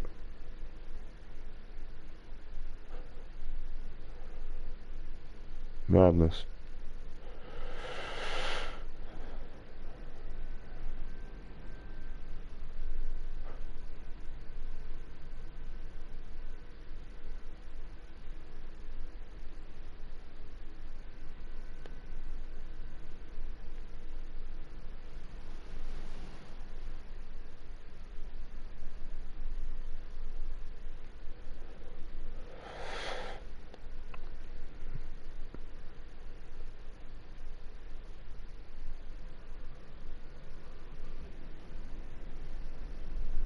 Suppose.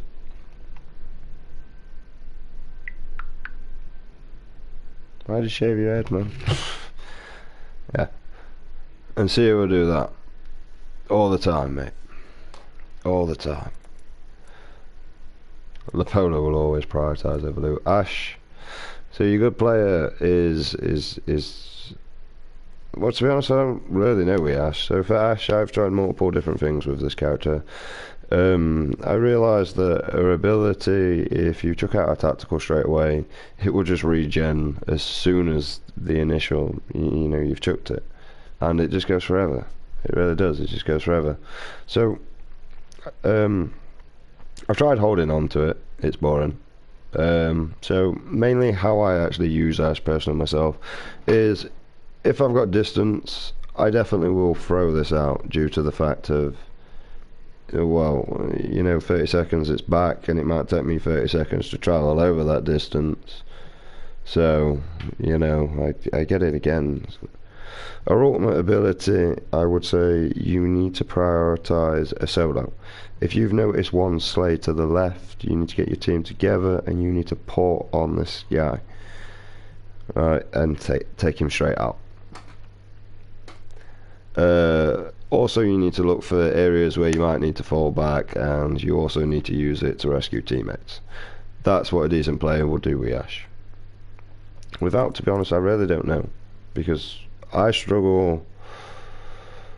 I use mobility, so I struggle with her. I gotta say, I really do. Mag Maggie. To be honest with Mag Maggie, I gotta be saying, like, you want to be knowing where your team is, where the enemy team is, before you chuck your drill, or you want to have a good prediction. Or, to be honest, if you know they're camping in and you don't know where they are because it's a big building, but they've breached the door, you can use her drill to not breach the door, they barricaded the door. You can use the drill to breach that door. Okay, you can also use your ult as well, but they'd make a lot more noise, and the drill returns into your equipment quicker than your ultimate ability will. I struggle with Maggie because, well, her ultimate ability allows her to run around with a shotgun a lot more efficiently and better, and I don't like shotguns. But I feel like if I'm using this character, because of her passive ability, I should be using shotguns. If not, then I shouldn't. I really shouldn't. So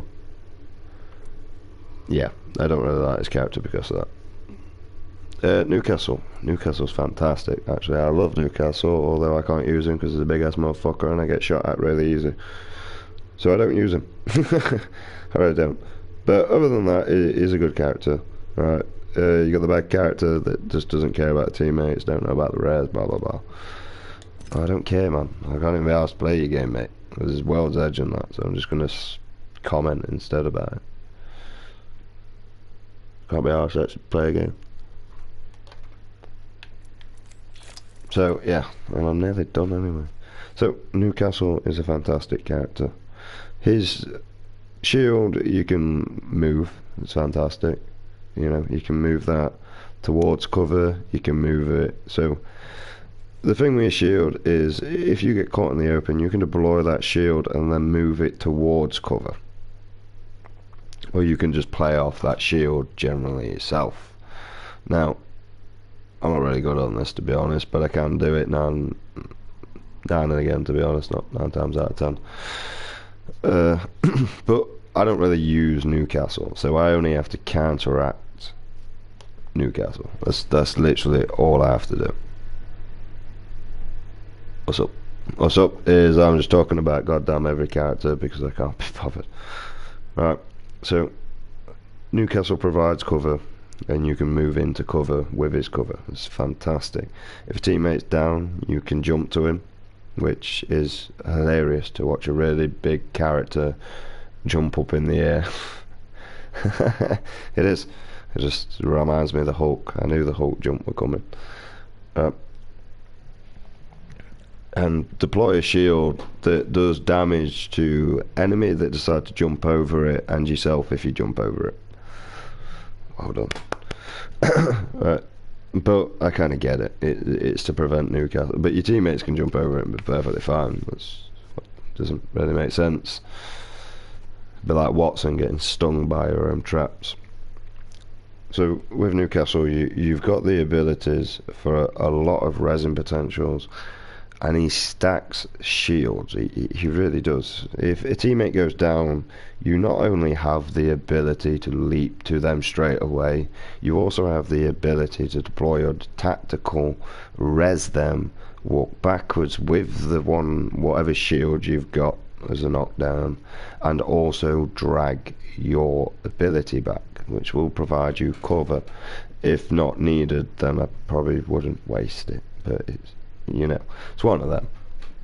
You figure that crap out as you go along. That's kind of how you want to use Newcastle, as a defensive person and as an area that's pushing, that you can provide cover for your own team, your whole team, and you can literally flank 3 areas of that. You've got vertical, so you would fall backwards and you would use the fact that you can see if they're high. You would use the left hand side for your left hand shots, weirdly. You never guess what you choose your right for. But you have a lot of areas on where you can actually use his tactical. For his ultimate, I don't really know. I don't really use this character. I can prove that. Look, see. Better use him. But from things I've noticed and things I've had to learn to counter as coming up against this person, it is annoying. So I've only really figured out that spraying him is a bad idea. You want to flank his back as if you're dealing with someone that's knocked down when he is resin. Depending on his shield and the amount of the colour of your magazine. If your colour of the magazine is purple and they've got, you know, a grey knockdown, you'll be able to get through and do a lot of damage, which will shit him up. So he's got 1 or 2 things to do. He can either continue the res or he can try and engage with you or run away. Yeah, a lot of things to counteract. So Vantage personally is she's become the runaway character. This is Vantage now. I think her ability of being able to jump every 15 seconds is ridiculous and annoying to deal with, as it's leading me into other squads and getting me killed because they're just running away. Echo over here. Echo over here.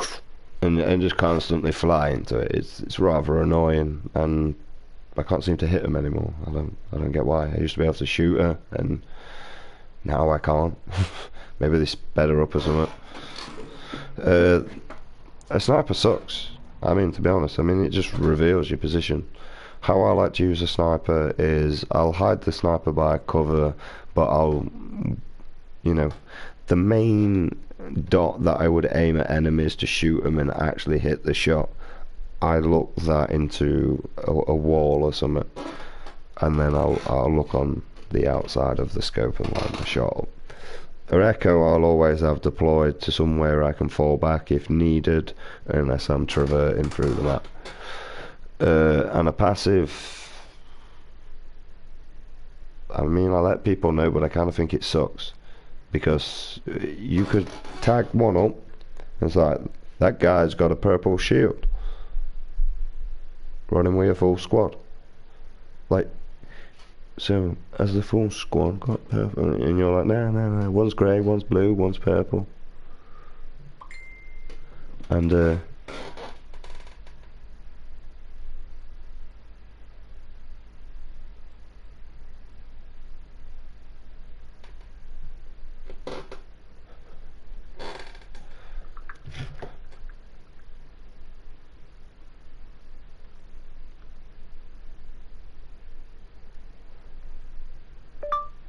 fair enough. Can't really argue with that.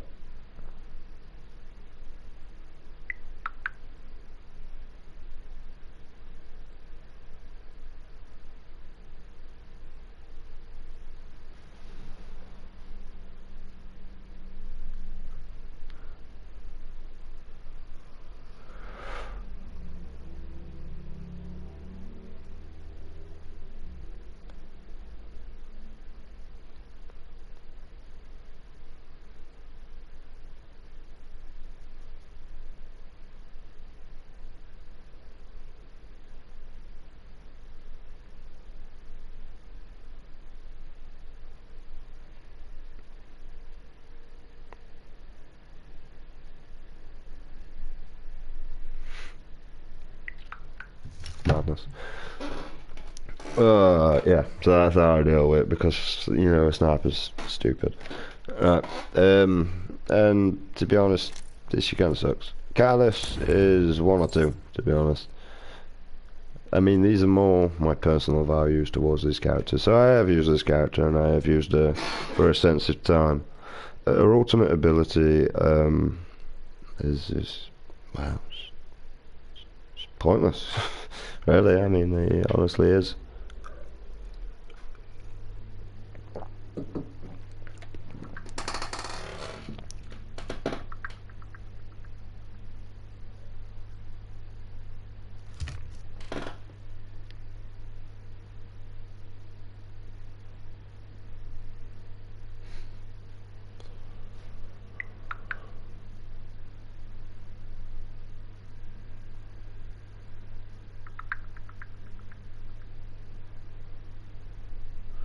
She said if you...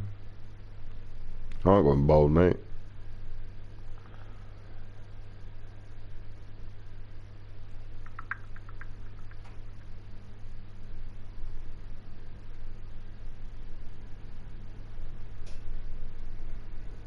Stays on my head. I'll show you my head, mate. I love my hair. Took me ages to grow. Had a long life together. So yeah, Catalyst. Her ultimate ability kind of sucks ass, right? It really does. How I tried to use it when I was using this ability, because I'm bored of this game, I'm actually re-downloading Smite, to be honest. I'm done. Where is Smite nowadays?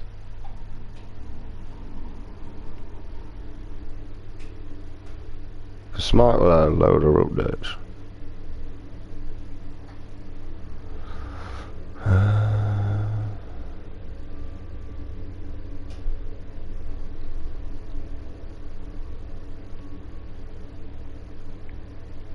Where's his head?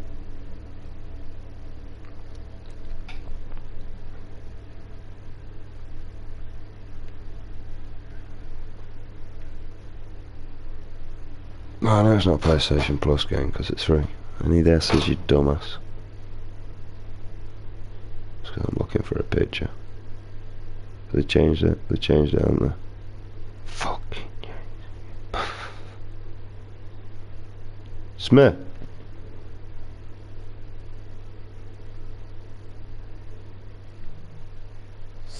Yeah.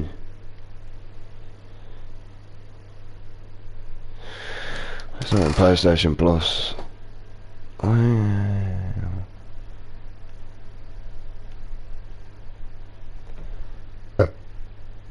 They can't even be asked to talk about this, man. I'm bored. But yeah, you can't. I don't even know if you can hear me, to be honest. But I'm downloading Smite again because I'm bored of just games, to be honest. I really am. And I enjoyed Smite. Let's see if I enjoy it again.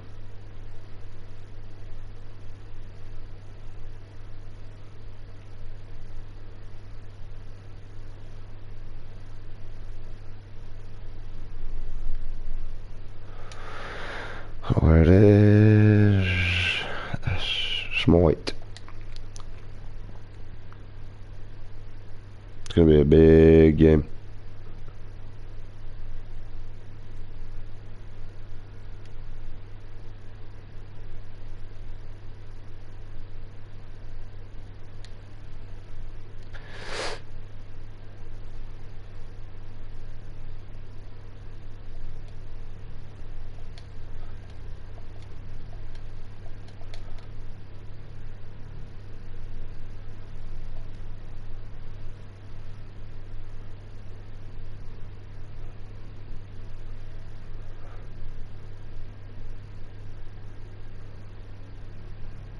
Why is Dying Light got no update?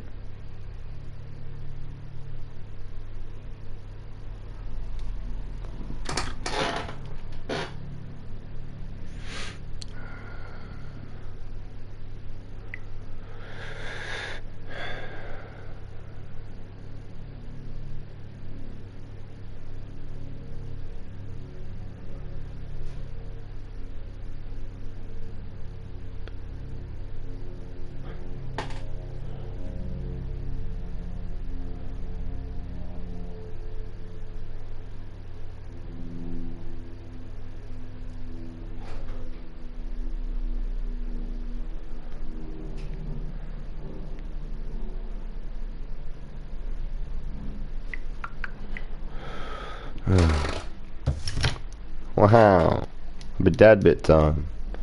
I'd be asked to play Apex, but I kind of want to finish Catalyst. So how I try to use Catalyst is multiple different ways.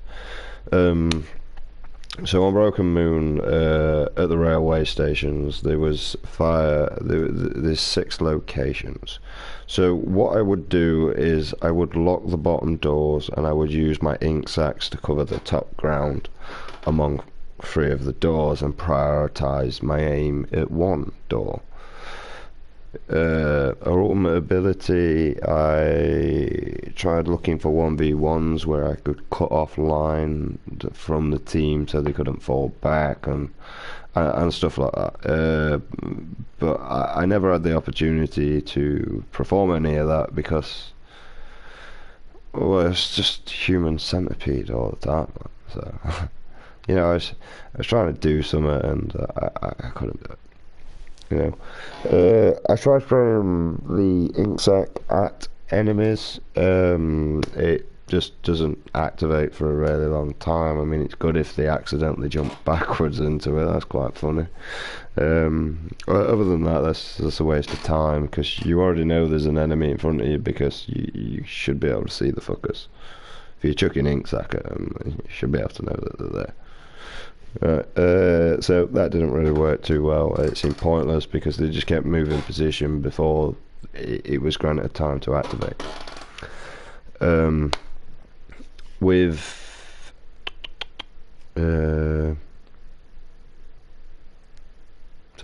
I gave up with that.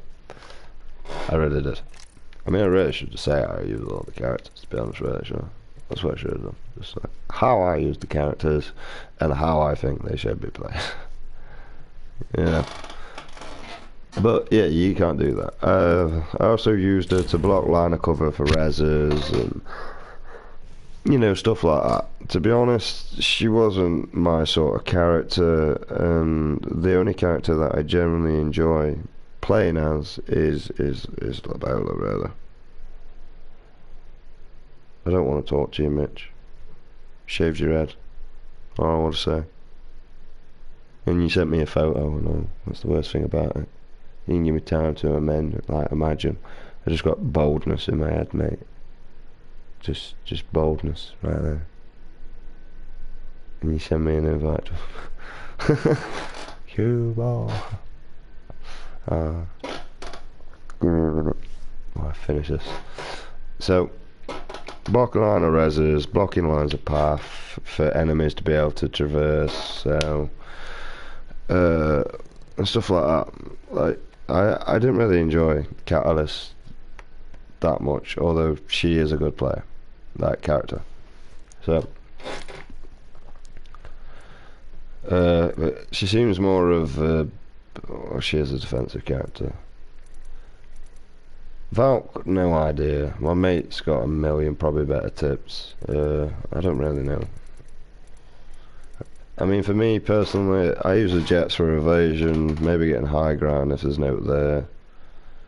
The tactical success, like, I try and use it within battle because I've got it, but it just sucks. It just really sucks. It's just sucks. So, like, I don't really use characters with abilities that give me ideas that, oh, I could try this. Is kind of why I really do like Lobola. She's very basic. A black market is just something I stick around that allows me to get loot. The only sort of tacticalness that you can really get with Lobola and this black market is if you need an armor swap. But you just gave away your position. So it's a 50-50. A bracelet allows you to relocate into areas and catch up with teammates that are either going too far and not thinking of the team that's around them. Like, if you're miles off in front and your team's still looting, that's a problem. Like, the problem is there's no need. That's the whole thing. Like, there's no actual need to be there. You should be around your team. But aggression does take over. You want to get the kills, you want to do this. But I don't know. I don't know how to play ranks anymore. I've tried multiple different ways, and I pay the price for it majority of the time. So I'm a YouTuber and I'm a natural gamer. Okay. I guarantee I want them 400, 500 points a game because I'm losing this, and I was also gaining those here. Yeah, so I still want them. But the problem is I'm competing with people my level at the minute, and these people, for some reason, have a million better time accuracy than me. I'm unable to hit my shots. I'm not hitting my shots. Without a clip, I'm hitting 2 bullets. That's quite worrying, that is, really, when you think about it. If you're playing a first-person shooting game and you've got 28 bullets in a mag and you've just lost 20, you've lost 26 to thin air, it's not going to work out well for you. So, pretty much within an engagement, straight away with me, if I realise I've missed my shots, I will try and reset myself. Yeah, I will try and run away, relocate, re-engage. Now, if there is a teammate there to back me up and I've got full health, I will more likely stay within the situation and look for cover to reload and just reset myself there.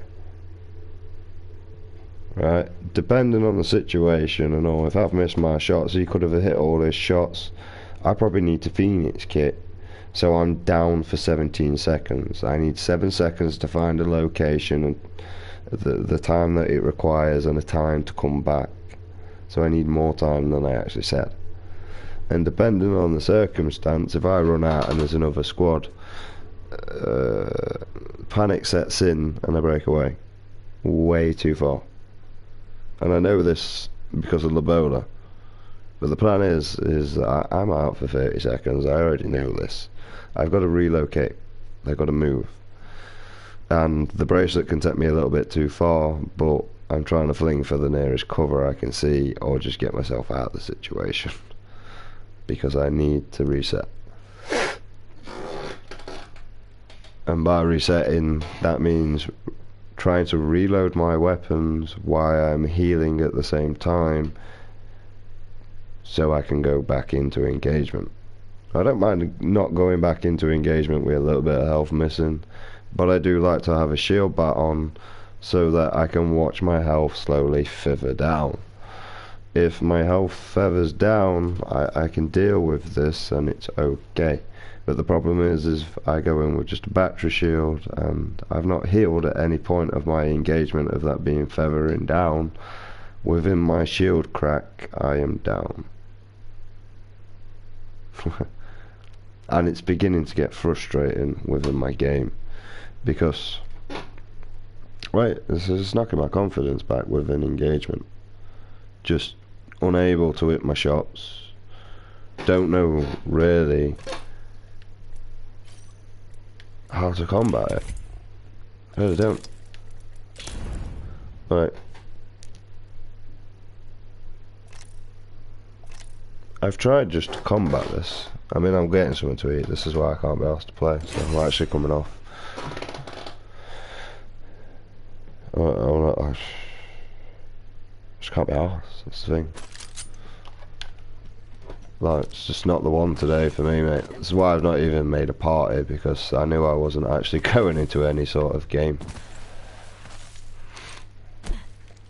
But yeah, like, my shots are off, really. I'm out of energy See? ammo. I don't even know where that dip down came from, but there were a dip down there. Did you see it? Just went right there. Just bit a bit, bit a bit.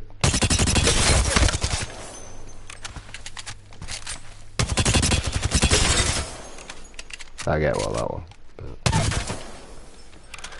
See that in here? I'll hit my shots.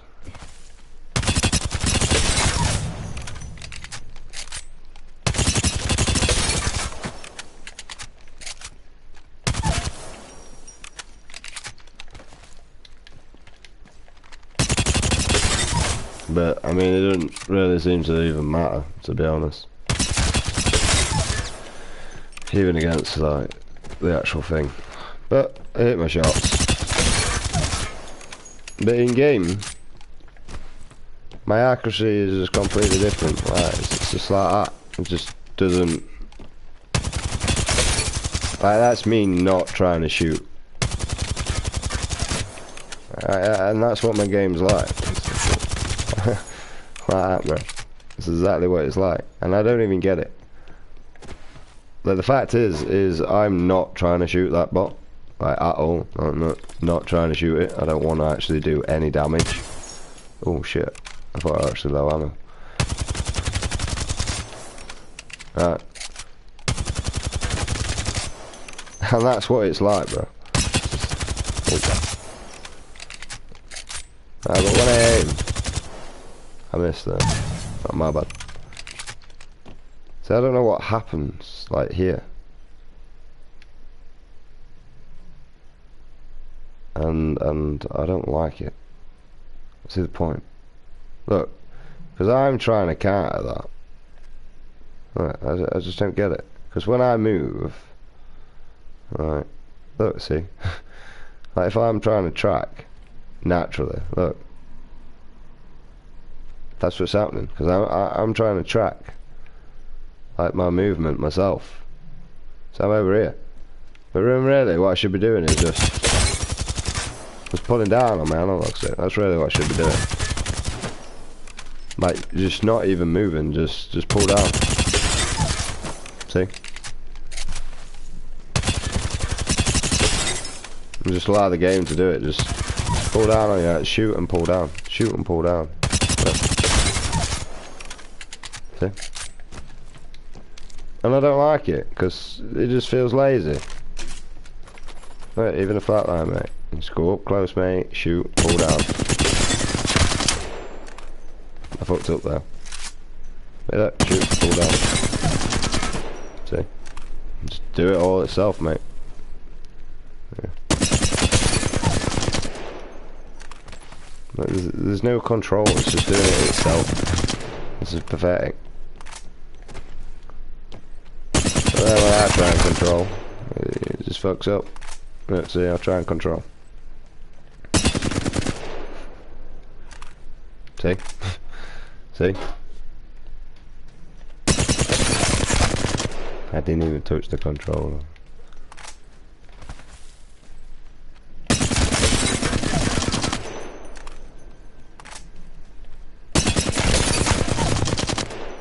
So this is just ridiculous.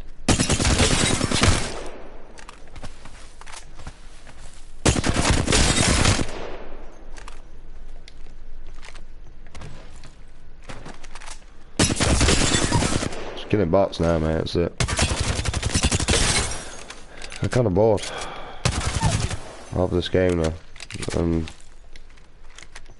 To be honest, I don't know. I enjoy playing with Mitch, I do. I enjoy playing with Ginge as well.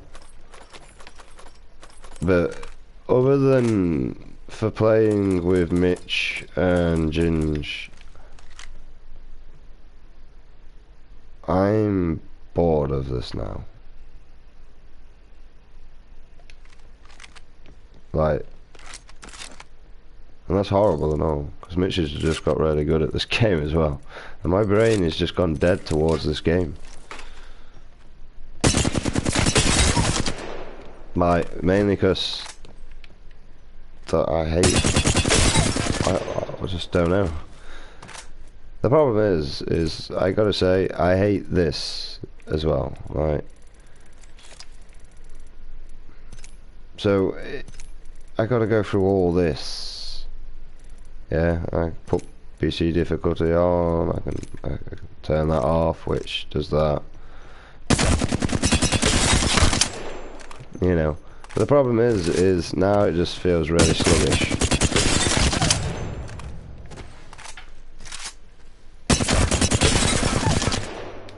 You see, actually, let's make it a little bit difficult, right? Because we're just shooting standing targets. All right. Don't drive out.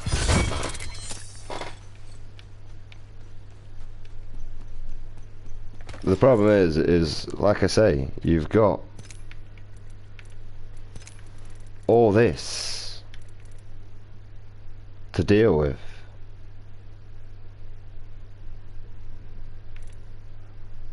Right. I mean, the only thing I can think to help the situation for me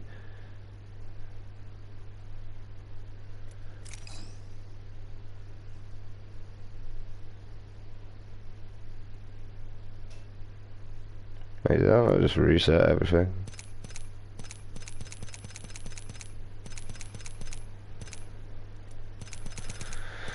I'm pretty sure these are all out on.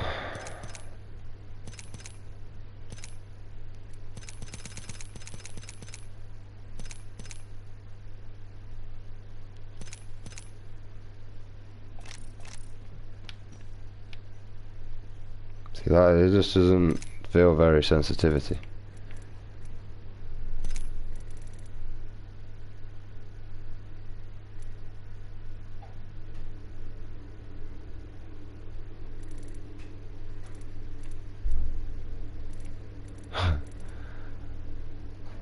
Why is that 100%? That's really default.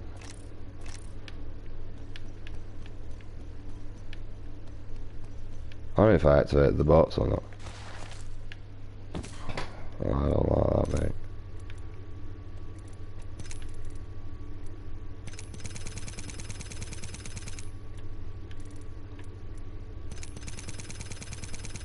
Right, actually, let's just leave it up.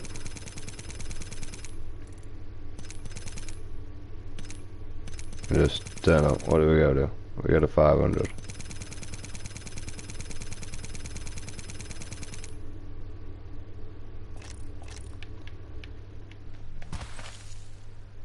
Why is it so slow?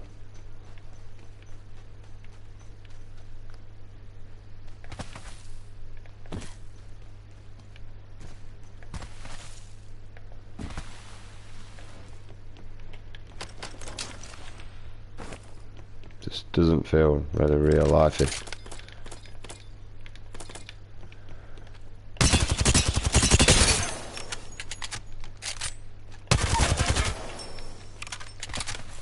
I got aim assist on.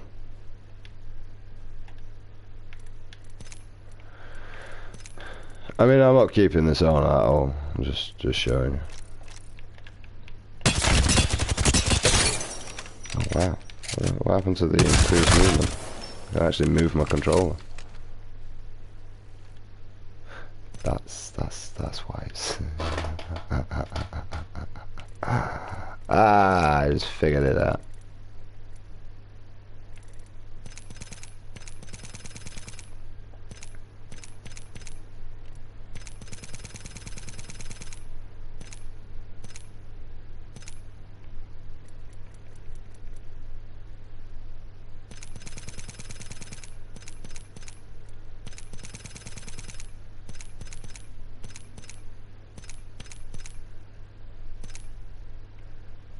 Nah, I'm just going for it. I don't care.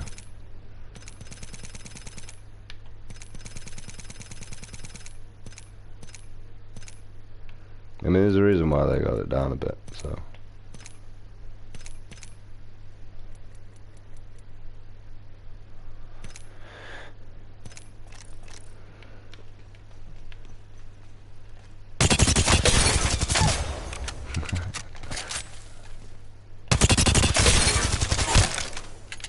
It feels like easier to move, weirdly. Right.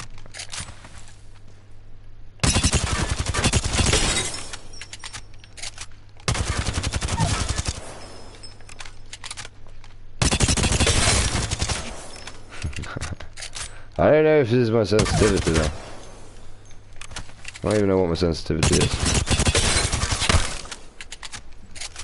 See, I mean, it's easy to shoot them when they're standing still though, that's the issue. Tossing jump drive. Coming off and all, because I got something to eat, so.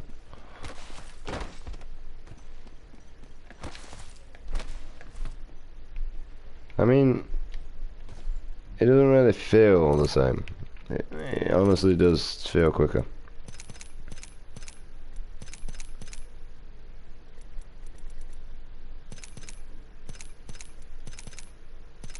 Because I have turned my sensitivity down recently. Not fantastic though. I like 6. 6 is a good number. Back on me, fate. I couldn't leave so many treasures behind. Yeah, let's go and shoot bots then. See how this works out without aim assist. See, I've turned it off, but the problem is like I say, I'm not fucking a scientist.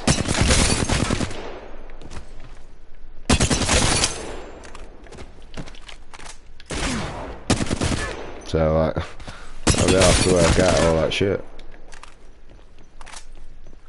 I mean, I wish these bots would be a lot more better and all, because like I get bored of just.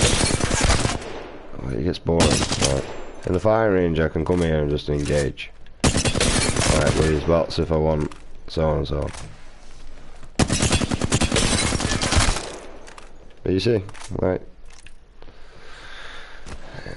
The problem is without aim assist, you're at such a disadvantage because you'd be surprised at how much it does. Look, like just watching me.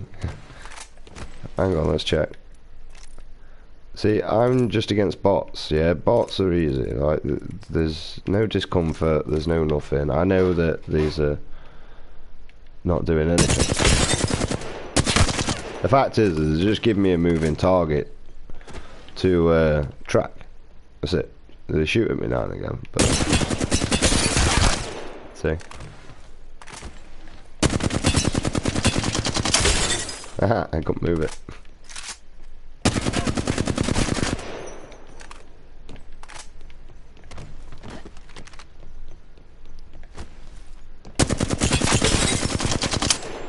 It's not having to move, man.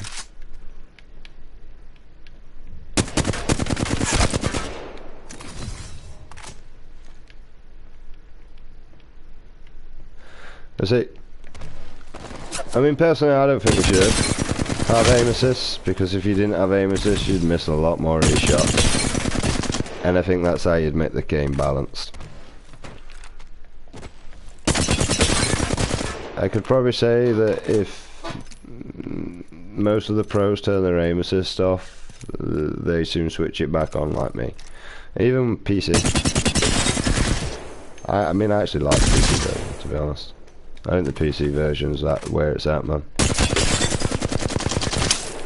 Like, the problem is, though, with the PC, is for PlayStation, I realised I was really sucking in the long range combat, but really good with the close range combat. So, just a note for you, Apex, there.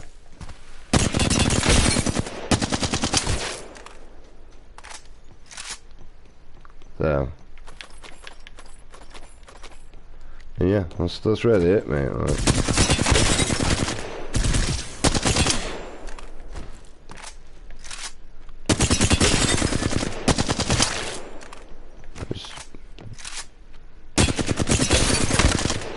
but you see, this is why I turn this off,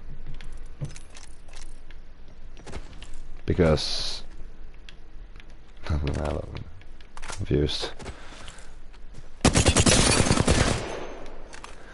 Although at this time it probably might be a good time to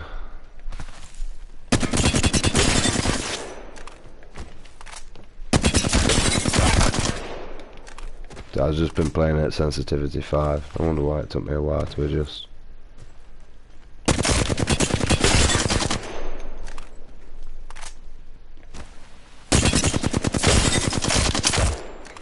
See, look, I just can't move my controller like this.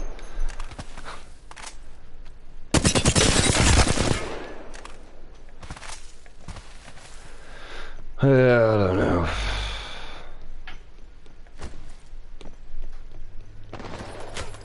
I stand here all day shooting, but it doesn't really improve much, to be honest, anymore.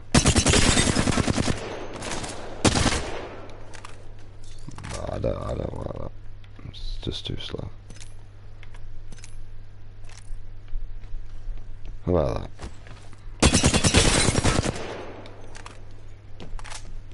See, it's alright when the sensitivity, like when the aim assist locks, but if the aim assist doesn't lock, I can't track them. Look, see, it's off to its fucking right hand shoulder. I mean, that's the accuracy. Look, it's just locking over here, mate.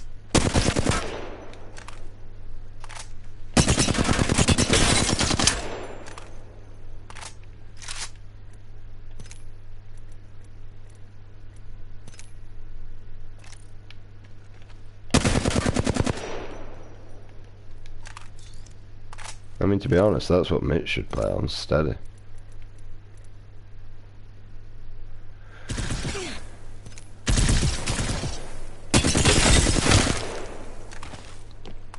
Wow, what the fuck was that?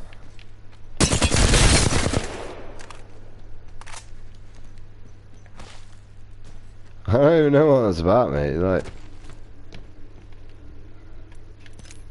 the hell does that do?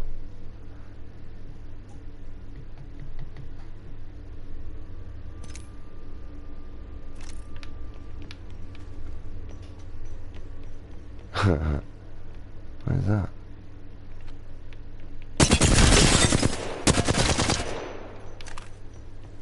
What is he doing? Oh, what is that? What did I do? Why is it like this? I don't get it.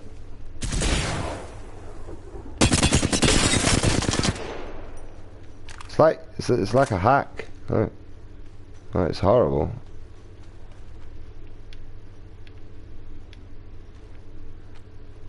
It is like a hack. It is, look. I don't know. What's it doing? Ah! Activating jump drive.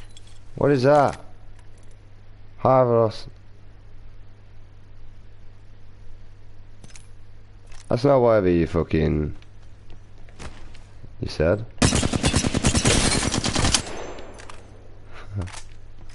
It just feels weird now, mate. I've done it again, haven't I, really? Right, we're just gonna put everything back. Everything. Because that's horrible.